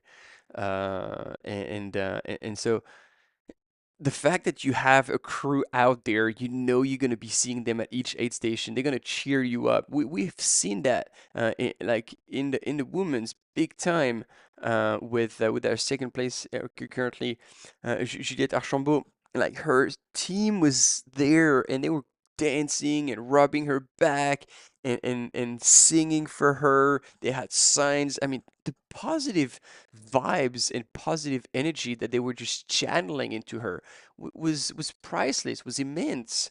And so that also is a big element of having a crew and having people that matter to you out there sharing this time with you and supporting you. It is a massive difference. And so I think yeah, it was a really good topic to touch base on, and I'm glad they did that.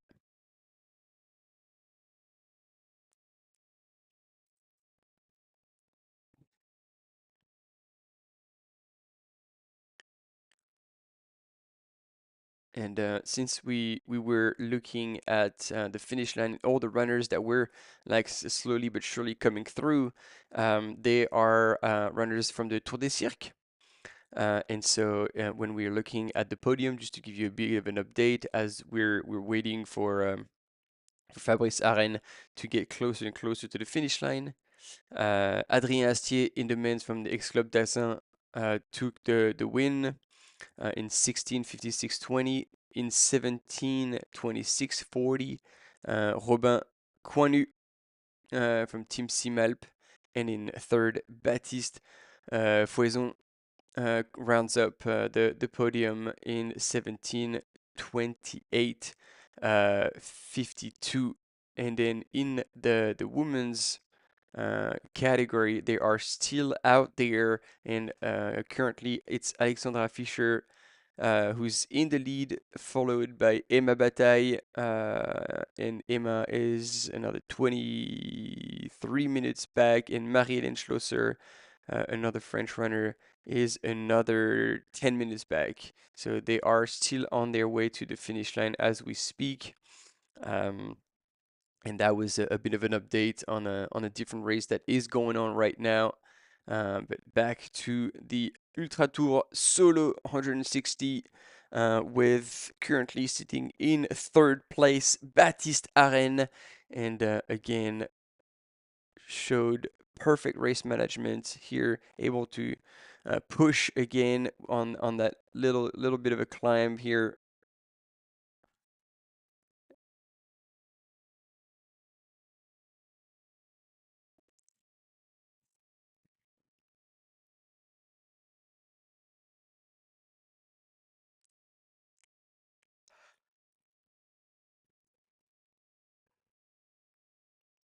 And I can't believe it. They're still having a yarn, still talking their head off. So I guess Fabrice, maybe in his big remontada, never really got the chance to run with someone else for a while, and so every time he was creeping up on people and passing them. So maybe having a cam runner with him is good news, and he can finally offload and talk about his experience. I don't even know what they're talking about. What do you talk about for so long? Says the guy who's been talking for freaking 20 hours.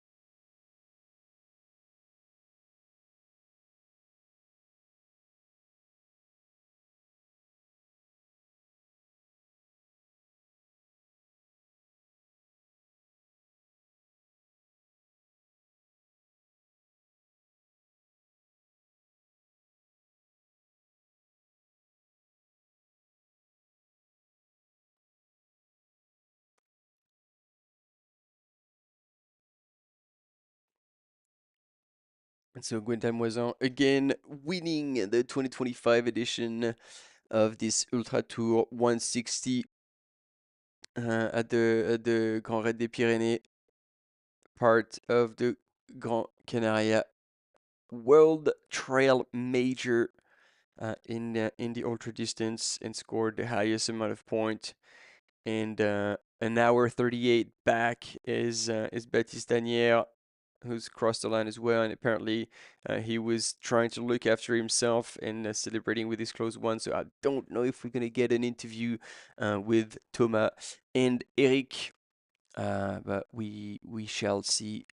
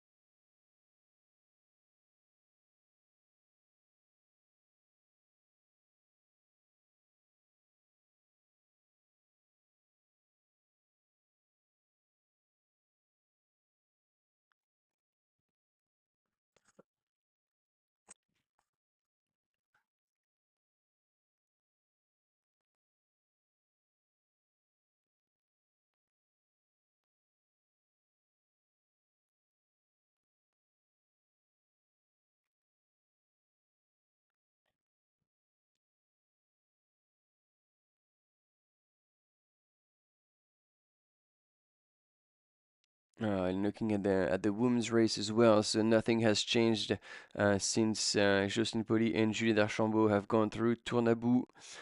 So we're waiting for the next checkpoint in Cap Dig, and actually Jocelyne should get there imminently.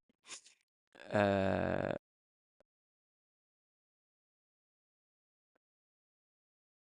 and there's a bit of a gap then with Chi Wengfei, who still hasn't clocked through the Tournabou aid station at 137 Ks. So we're expecting these female athletes to come across the line. We're making a guesstimation that I mean it's obviously, especially at this point, it's hard to count, but around 6:15, 6:30. I think this is optimistic.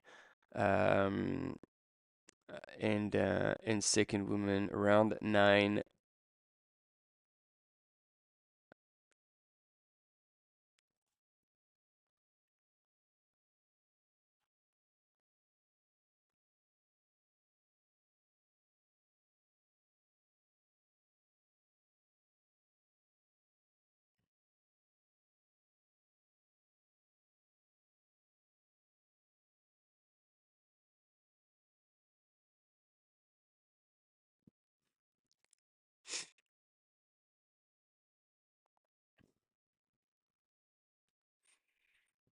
Yeah, so Baptiste crossed the line, and then Fabris Aren now, uh, like on his way and still moving really well. He's done a pretty amazing remontada. He's been sixth for the longest time, and it's only at the last aid station that he had moved up into fourth place. And after passing both Lohan, first Thomas Duvivier, and then Lohan Leroy-Lake to jump from fifth to third, and so extremely well managed race for Fabrice.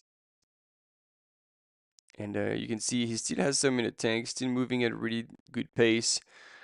23 hours, 40 minutes elapsed, and there you go, going close by the cows.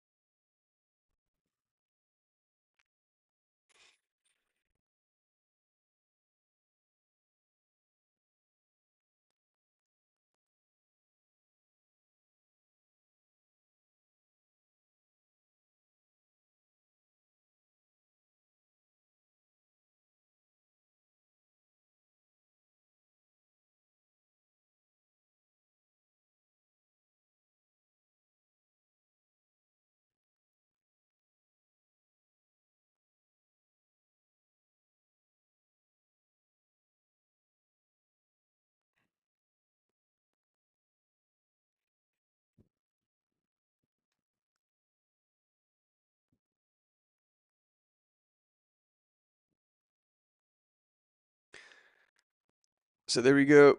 If you're tuning in only now, we've got two gentlemen who have come across the line.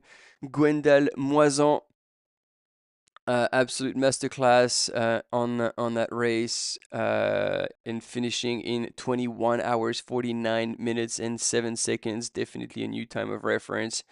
And then Baptiste Agniret in 23 hours, 27 minutes and 13 seconds, about 1 hour, 38 minutes back.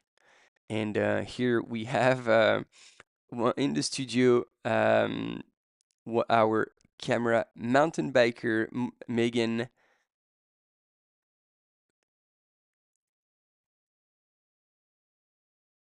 And so I was with the first woman, and it's actually pretty cool to follow the race from a completely different perspective.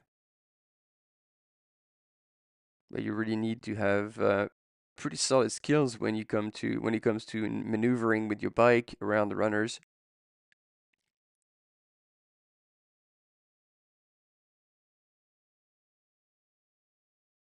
And she's explaining that she's basically holding the camera in one hand, which means she only has one hand on the handlebar.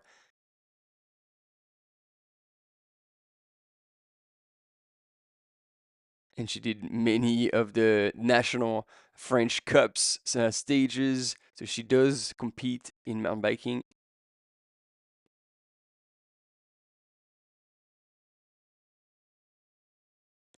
And they're also giving Sylvain, the other mountain biker, a bit of a shout out. And asking like, how did you feel about the speed of these front runners? And she's like, yeah, I was blown away. I could see their ankles twisting left, right, and center, and they were still going.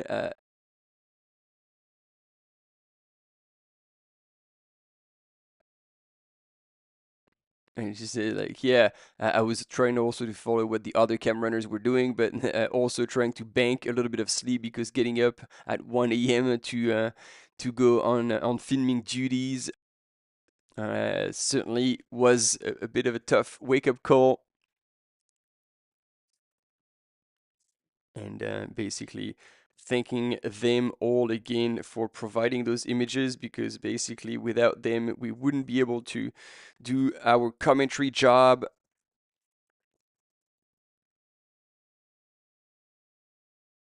And she's actually now going back out to catch up with the first woman in this ultra trail solo, so she'll be soon hanging out around Jocelyne Poli and Juliette Archambault. There's still a wee while.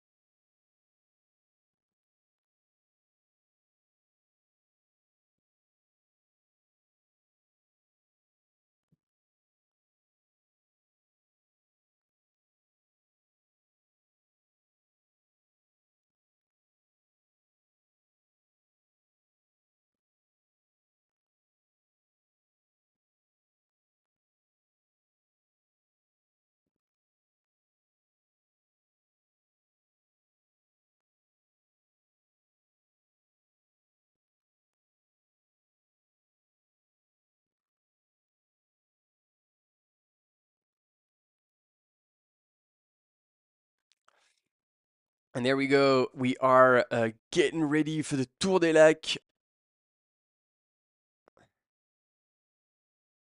Tour des Lacs, 5 a.m. Also from Vieillard, so 10 minutes before the start.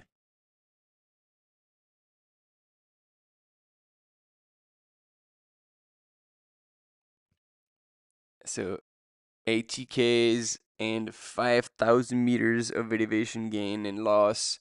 So needless to say, a pretty solid outing as well. And actually almost exactly half of the race we've been following, um, the Ultra Tour 160.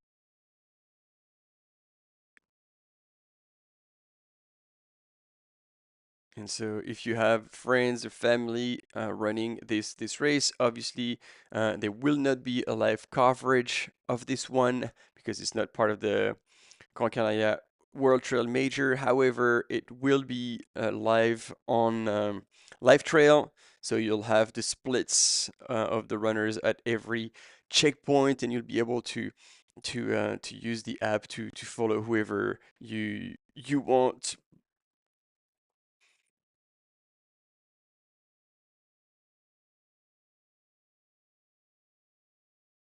So on the start, Ryan Montgomery is one of the top dogs here at the front.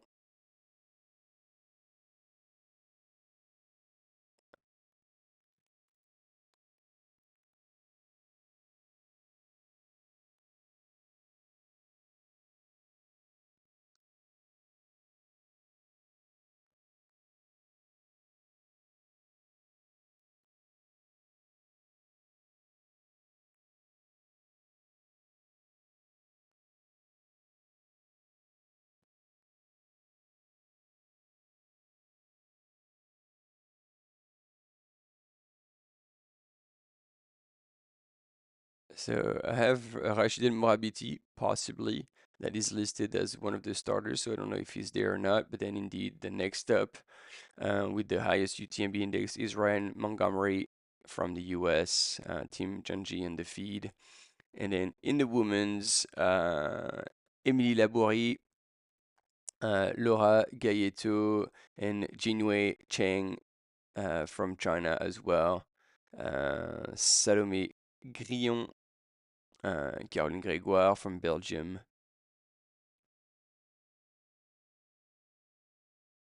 And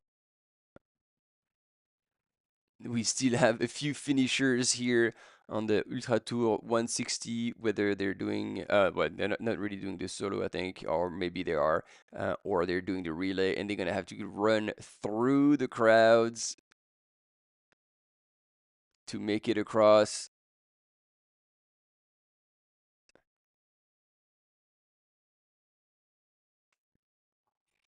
And so, I mean, it's a really good time of the night to be arriving. You'd have hell of a crowd, as opposed to, like with our champion of the day, Gwendal where only a few people were there.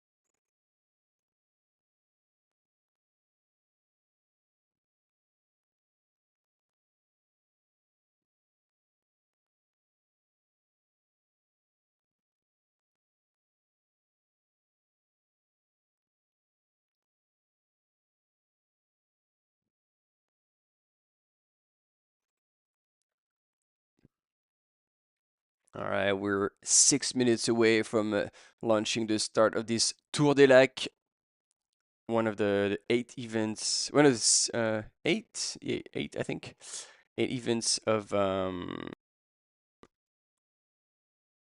this Grand Raid des Pyrénées. Yeah, that's it. Eight events, and with a total of 8,000 participants across all these events. And they started back in 2018. They only had two distances, and now we have eight. And they had started. There you go. Look at this. Another finisher. And it's a really, really cool shot here of the entire crowds, all the participants of the Tour des Lacs who are just moving across. So these runners can come across the line and back and back.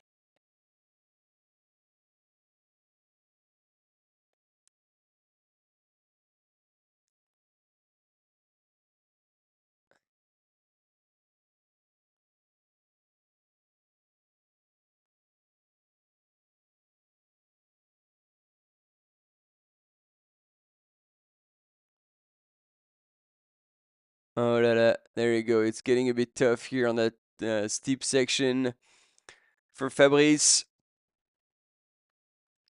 He's still moving well, but you can see that the legs are starting to give in, and he has to slow down a whole lot and using his poles quite a bit. In the meantime, Jocelyn Poli is moved up. She's now 8th in the overall classification so far.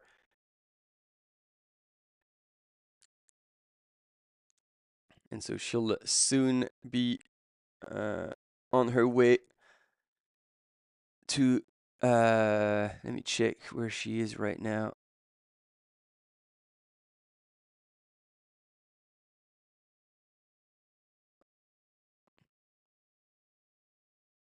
Yeah, she still is quite a ways away.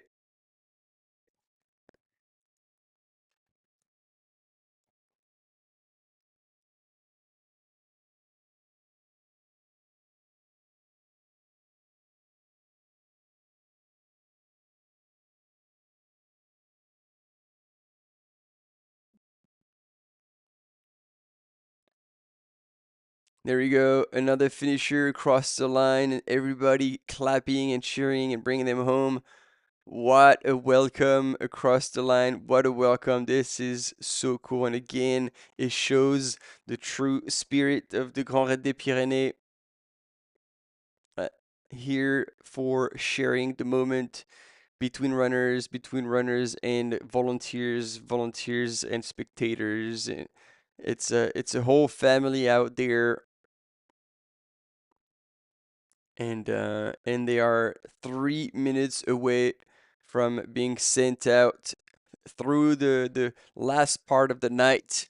It's gonna be a 5 a.m. local start, and then they're gonna be off for 80K and 5,000 meters of elevation gain and loss.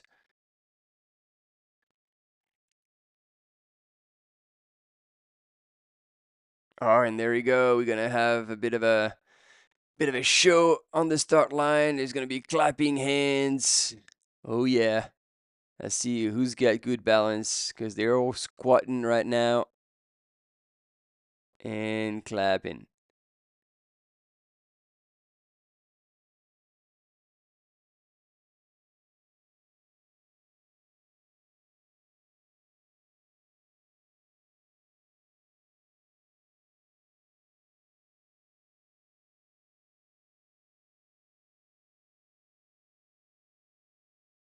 Clap, clap, clap. Woo!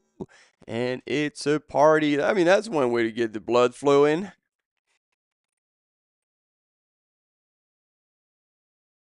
There you go. Final step for the warm up for all these participants of the Tour de Lac. 80K, 5,000 meters of gain. Well, that's going to be a big day as well.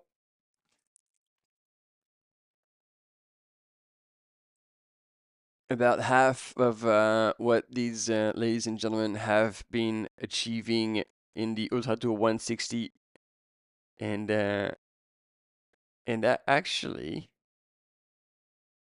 it would mean because it's bang on half the time and the distance that the if to match the Gwendal Moison's performance, Gwendal ran 21 hours 49:07. So they would have to run in just under 11 hours for 80K and 5,000 meters of climbing. Yeah, that's not an easy one.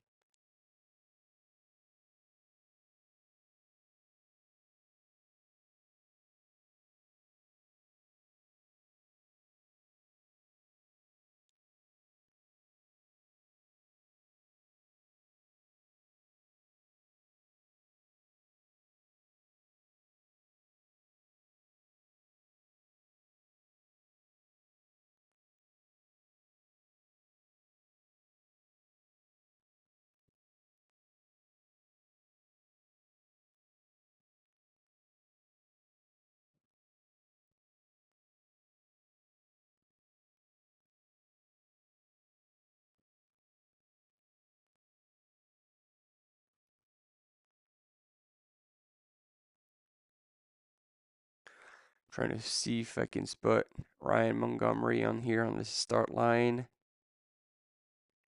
I can't.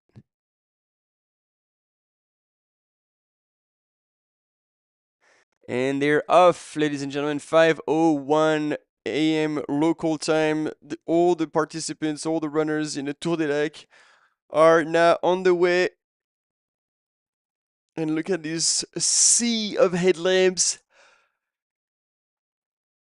1,400 participants.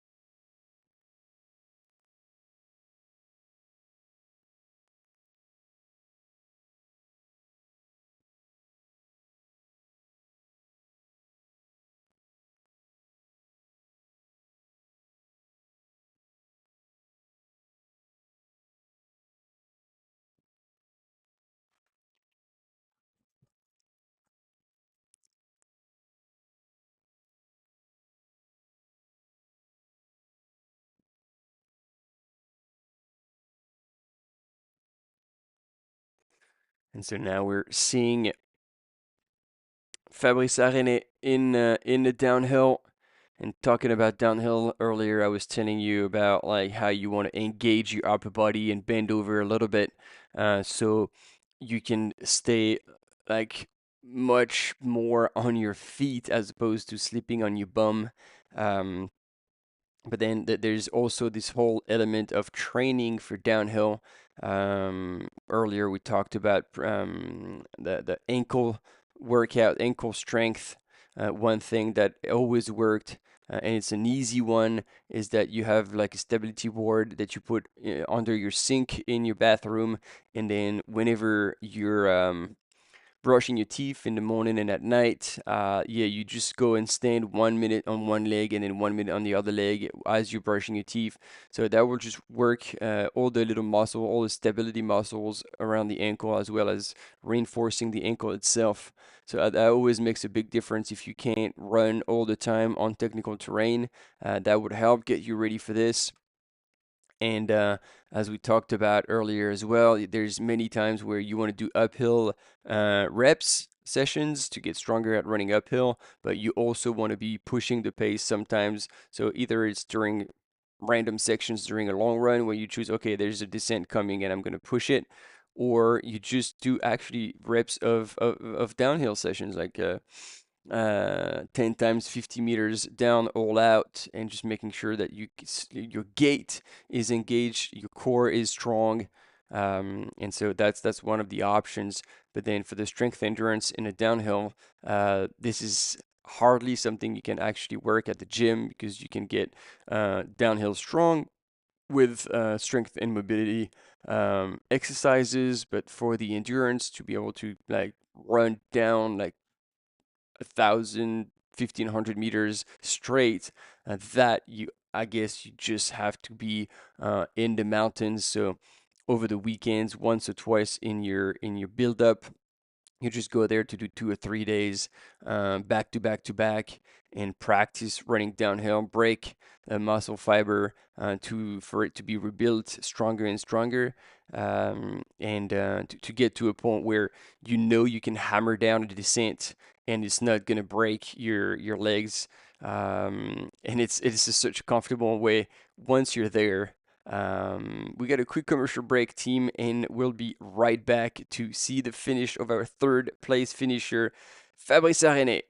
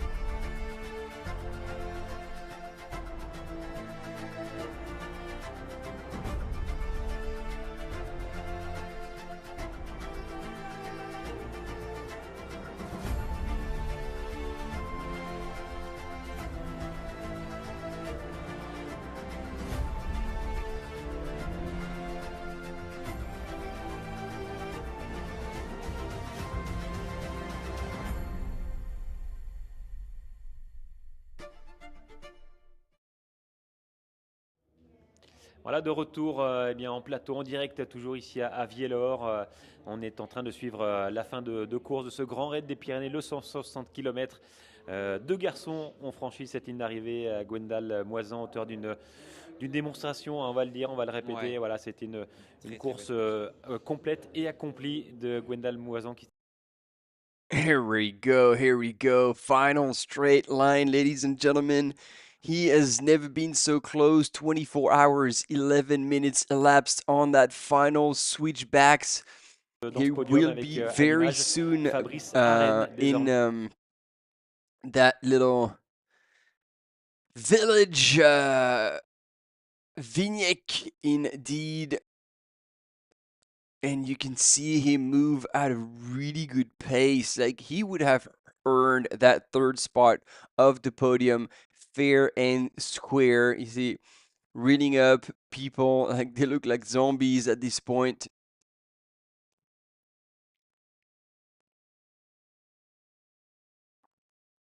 And what a race! What a race he would have done. Extremely smart with a late sturge. For the longest time, sitting in sixth position, Fabris Aren is has moved up in fifth, and then shortly after passed last two runners ahead of him. First Thomas Duvivier, and then Lohan Leroelec to come and right now be on the third spot of the podium. And he just needs to make it to the finish line to seal the deal.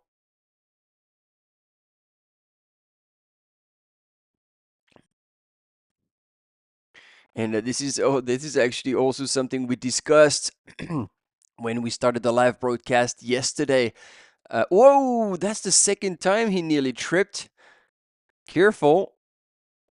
We were saying like things are gonna change late in that race. It will change late because the last part, the back end of this race, is extremely challenging, and whoever has not paced themselves properly will be finishing on fumes and with sore legs, with like a lot of pain in the legs. Ooh, are we losing our cam runners or mountain biker here? Because it looked like a bit of a steep section and a very wobbly uh, part. I mean, this is what Megan, sorry, was telling us. Oh, we do have an interview here with someone in the studio. What's going on? Yes, Baptiste a gagné. Baptiste Tanière. Ah, yeah, they asked him, like, what was the face when you crossed the line? You look almost disappointed. And he said like, oh yeah, well that finishing tape wasn't for me. It was for Gwendal. He had such a good race. He was untouchable from end to end, and he just started like he basically led from the beginning. And so yeah, I was like, yeah, well I'm holding the finishing tape, but there wasn't my name on it.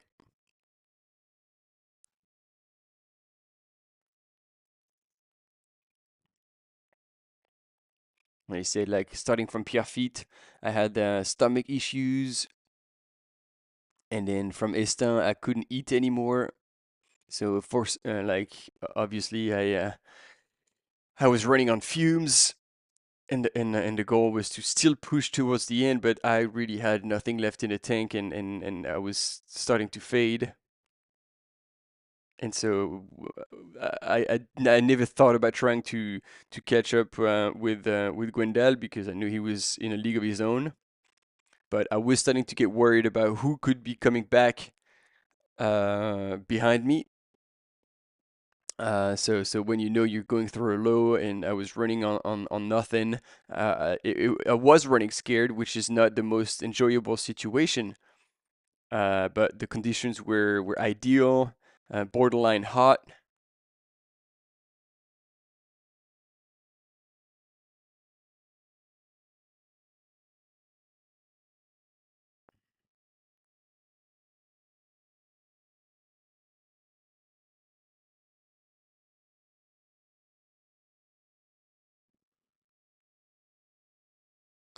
So just like Gwendal, who's always been in the lead, you've almost always been in the second place. How did you experience the fact that you almost did the entire race on your own?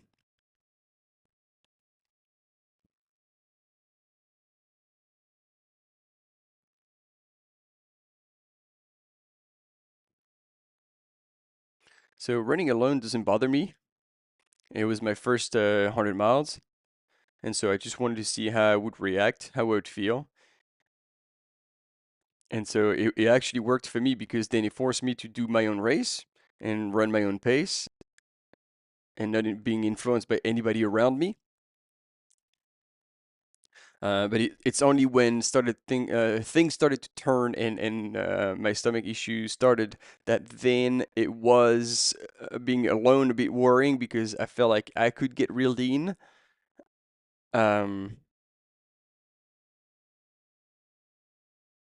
but I actually personally enjoy running on my own and alone, so for me that was a good thing. So you said you had issues with your nutrition, so you ended up having to change your strategy, and you said yeah, from the kilometer 70, it was really hard to eat, and so shortly after that, I could not eat anything solid. So it was just through drinks, and even drinks was not the greatest. So of course, energy levels started to plummet, and so try to turn it around and down a few gels so I didn't have to chew. Also with drinks with a bit of energy, it was not ideal, but it did the job to get me across the line. So you said it was your first miler. Um, you obviously had, like we just talked about, highs and lows. How did you experience it from a distance and time on your feet?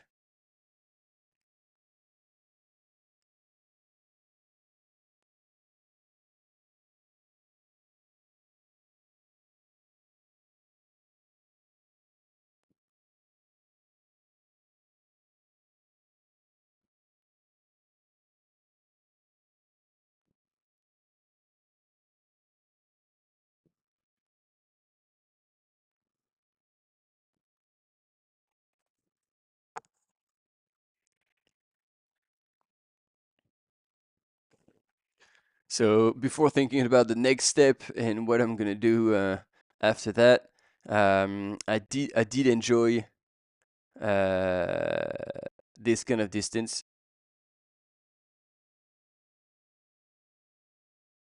and so I had enjoyed very much running long here 2 years ago, and so 2 hours ago I didn't say that I was gonna do more, but already there I know that I wanna I wanna keep learning, keep experiencing this kind of distance to gain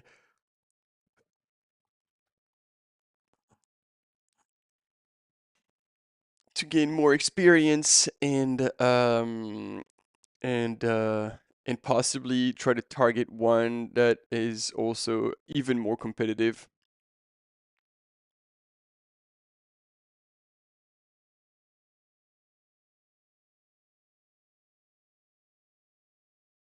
So since I knew the course by heart, I knew like literally every stone. So it never felt boring, even though I spent so much time out there. It was always okay. Oh, this is this place. This is that place. I knew where I was all the time, and so it never got boring for me.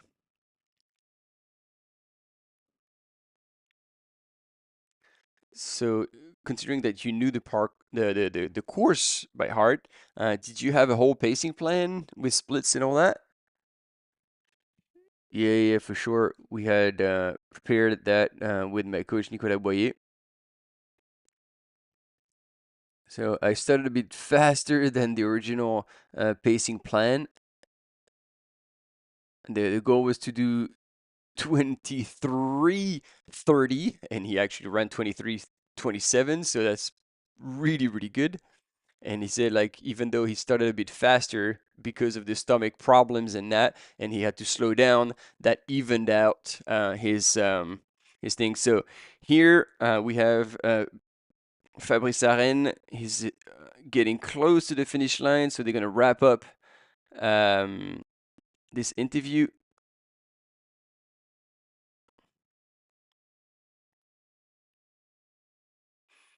So, how important would you rate the presence of your crew during the race and around the race? So before the race, it's reassuring knowing that you have a team out there of friends that are there to help you out.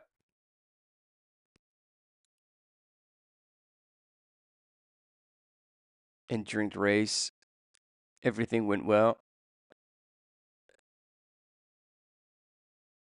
and it did matter that it was friends and then people that I care for, because for me that's where it's making a difference for me, because I wouldn't imagine or envision having somebody that I don't know crew for me, because that's all this positive energy for me is making a big difference. And there we go, Baptiste Agniret,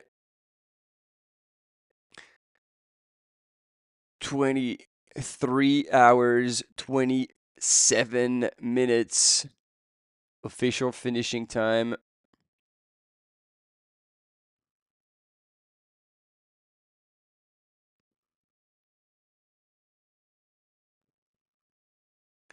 And there we go. Final long stretch down along the road before dropping down onto the riverside, and the last kilometer on that now infamous trail that we've seen over and over again when our runners were finishing. And very shortly, we're going to have the men's podium done and dusted for this Ultra Tour Solo 160.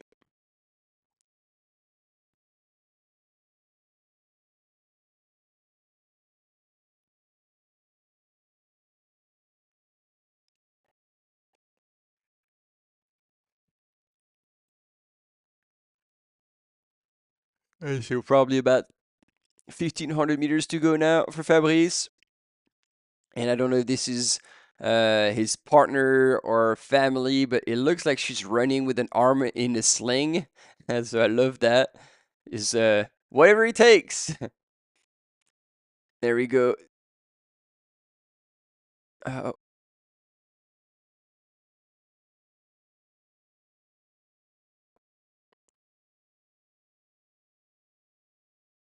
Fabrice Aren, a weathered veteran in ultra running, on the third spot on the podium. He was running already 100-mile races 15 years ago, and is still there, solid. Experience is paying off.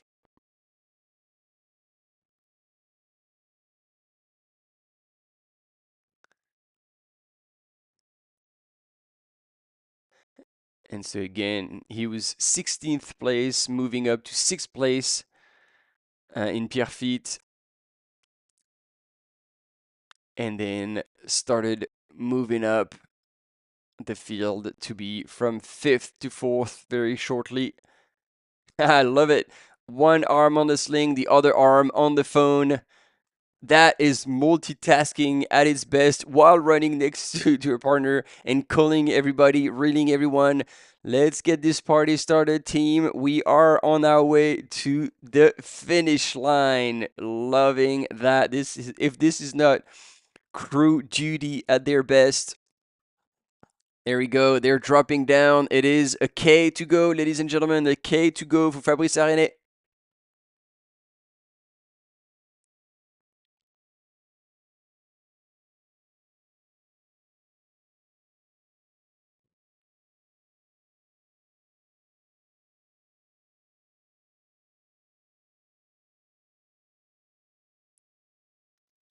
And yeah, like again, referring to Baptiste, Anire, the second place finisher in this Ultra Tour Solo 160. When he was saying that, when he crossed the line, it looked like he wasn't quite stoked. He said, "Yeah, that finishing tape, it's got Gwendal his name on it, and I was only second. But here is the tradition at the Grand Raid des Pyrénées: the top three do fully deserve and get the finishing tape. So that means that Fabris Aren will also be holding that tape up high, and will be celebrated as in due form. And he's just gone by the 800-meter mark, and he's on a mission now. There's no stopping him.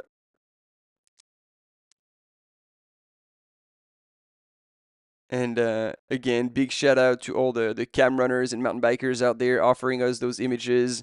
It's certainly tricky, even more so at night when you're lacking sleep. Visibility is beyond terrible.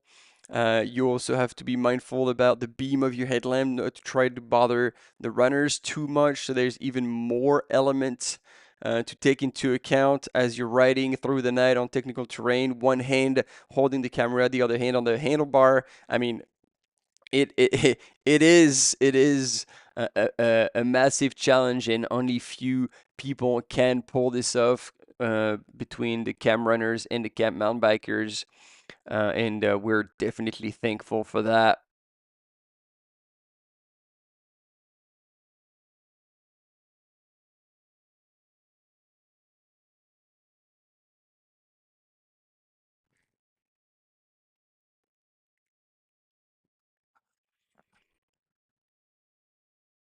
Here we go. We're getting close.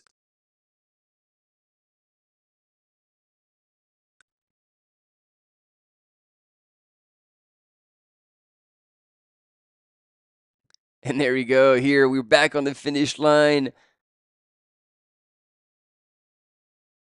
And people coming across the line. Oh, no, this is a replay of a runner who had come across the line earlier, before the Tour des Lacs started. It was bang on half an hour ago.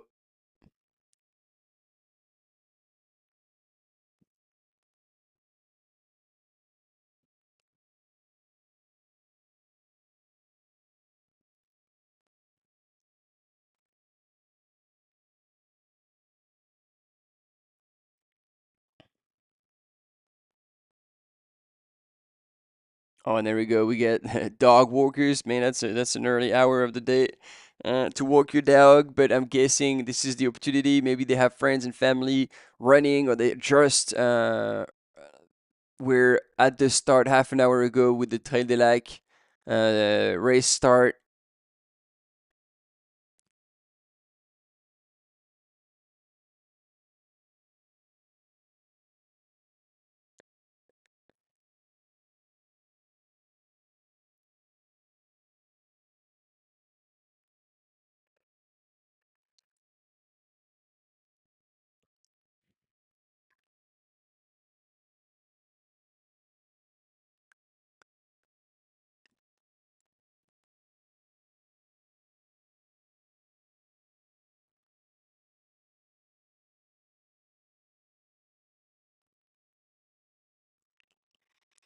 And there we go. He's coming out of the trail.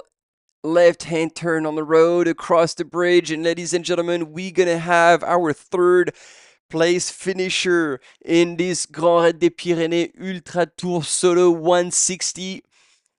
And he's going to score a whole lot of points as well for the Grand Canaria World Trail Major overall ranking as well. Here's the finish line there in the distance. He's going to take his time, pick up kids. It's going to be a family affair across the line. And the kids are up to welcome Daddy and cross all together the finish line as a unit, as a family. That kind of support means the world. That's what it's all about. Sharing that experience, even if only for a few meters. that make it so much more meaningful. And there he is holding the tape. And officially, ladies and gentlemen, third place finisher here, Fabris Aren.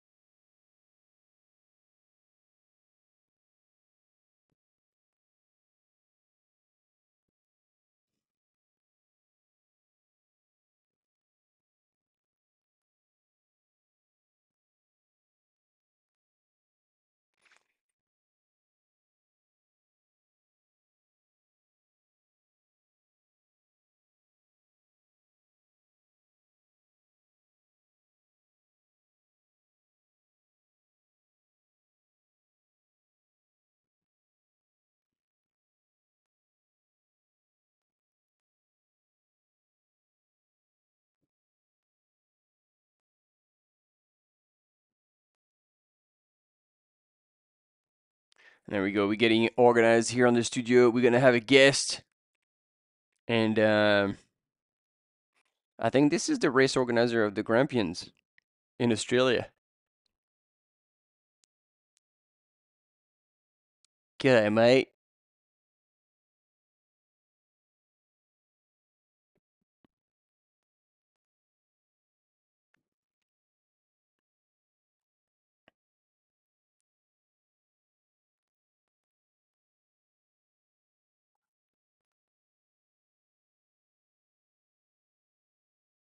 Colin Taylor.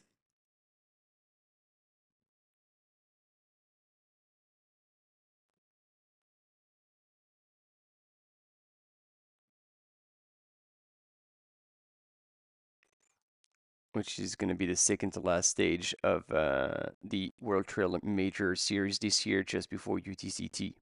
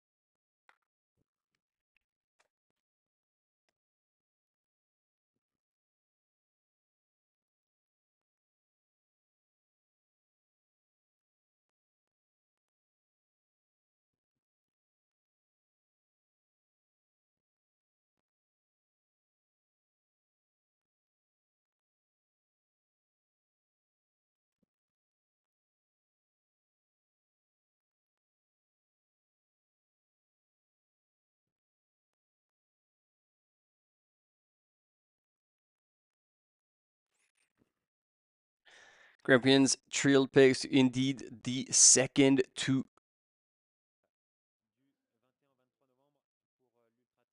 last event.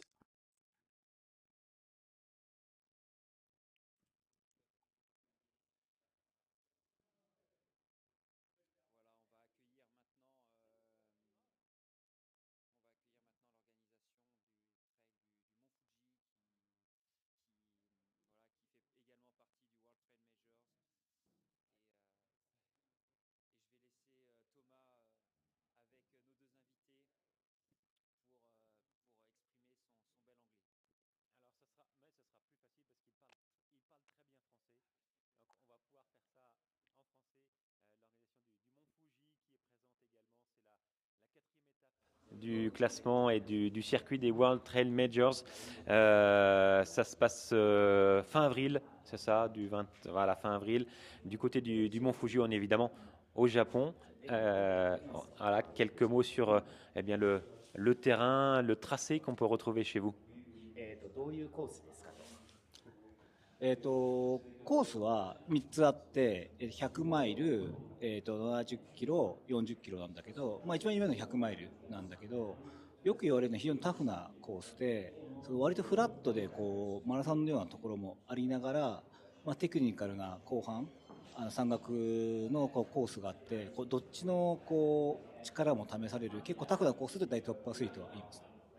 Oui, donc on a 3 courses en tout lors de la semaine du Mont Fuji, du week-end du Mont Fuji. On a un 100 000, donc un 160 km. So they have 3 races during the Mount Fuji event. The 100 mile, the 100K and the 40K. La course la plus longue, c'est vrai qu'on nous dit souvent que race, le parcours est assez dur. We always get the feedback that the course is quite challenging. Sur du There plat, are a lot of runnable sections and a lot of very technical sections as well, which requires a lot of versatility. C'est un parcours assez varié et So très dur it's physiquement aussi. Il faut être un very coureur complet donc, challenging pour s'exprimer chez physically. vous. Oui, exactement, c'est exactement ça. Alors le Mont Fuji, il est connu mondialement, évidemment. Le parcours So the emprunte Mount les pentes Fuji du Mont is Fuji. a world-renowned location in the world. 富士山の近くを走る、富士山も走るって感じでしょうか。富士山は走らずに富士山の周りのトレイルを回るんで、ほぼずっと富士山を眺めながら走ることができるってコース。Alors le parcours, c'est vrai que le mont Fuji est assez sacré, donc on va pas trop s'aventurer près The du Mount mont Fuji. Fuji is a sacred place, so we do not get too close or to the top of it. On voit toujours But the le mont course Fuji, is circumnavigating the Mount Fuji, and we always have, wherever we are on the course, have a sight of the Mount Fuji. 累積は100マイルにしてはない方だと思う。っていうのは半分がテクニカル、半分が走れるんで、トータルしてると年々累積は下がってる感じです。だから7000ぐらいだね。だからちょっと少ない100マイルにして。Donc en dénivelé, on est plutôt dans la moyenne basse sur des courses à longue distance. On est à 7000 mètres de dénivelé positif. Mais comme on l'a dit tout à l'heure, en fait, il y a beaucoup de parties plates, ouais. Mais il y a aussi beaucoup de parties qui montent et qui descendent bien. Donc c'est assez varié. Ouais. Je ne sais pas si c'est votre première fois ici dans les Pyrénées. Qu'est-ce que vous retenez de cette ambiance, de cette organisation ici en France? そうだね。日本の長野県とかね、その白馬とかっていうところの雰囲気がちょっとありながら、コースは絶景だけど、なかなか日本にはないテクニカルコースで、多分昨日40キロ走ったけど、多分ね日本だとやらせてくれないレースを、だからすごく贅沢なレースだと思います。Oui, alors le cadre ressemble beaucoup à des stations de ski comme Nagano et So tout the, ça, the mais environment les really montagnes, looks il like y a plein de a few montagnes ski comme ça au resorts, Japon et like pouvoir Nagano, courir comme ça dans un cadre aussi and magnifique, running ça on in peut this pas kind le of faire, on environment pourrait is pas le faire au breathtaking. Japon. Donc hier il a couru le 40 km So yesterday he ran et il the s'est 40 senti Ks, vraiment privilégié de pouvoir courir dans ces conditions-là. En tout and cas, he c'est un felt plaisir pour really nous de privileged to vous be accueillir. able to run in Un this grand merci environment, in pour those conditions. nous avoir parlé de cette course, course autour du mont Fuji, dans la 4e étape des World Trail Majors. And Thanks a so lot again, for joining fourth us. stage Voilà, of the World Trail la Major, 4e étape de Mount ce Fuji circuit mondial. 100. On est sur l'unique étape française ici dans ce grand raid des Pyrénées. Merci à tous les deux. Et puis on va terminer, je crois, et conclure cette And there we go, avant-dernière team, page de live. Et puis on vous retrouvera tout à l'heure pour suivre la tête de course féminine et with the l'arrivée Mount Fuji des premières 100 féminines race ici sur ce directors. grand raid des Pyrénées. À tout à This l'heure. is, I believe, going to be a wrap for now until we welcome the top women across the line. There's going to be a bit of a break, and then we're going to start back on for the ladies.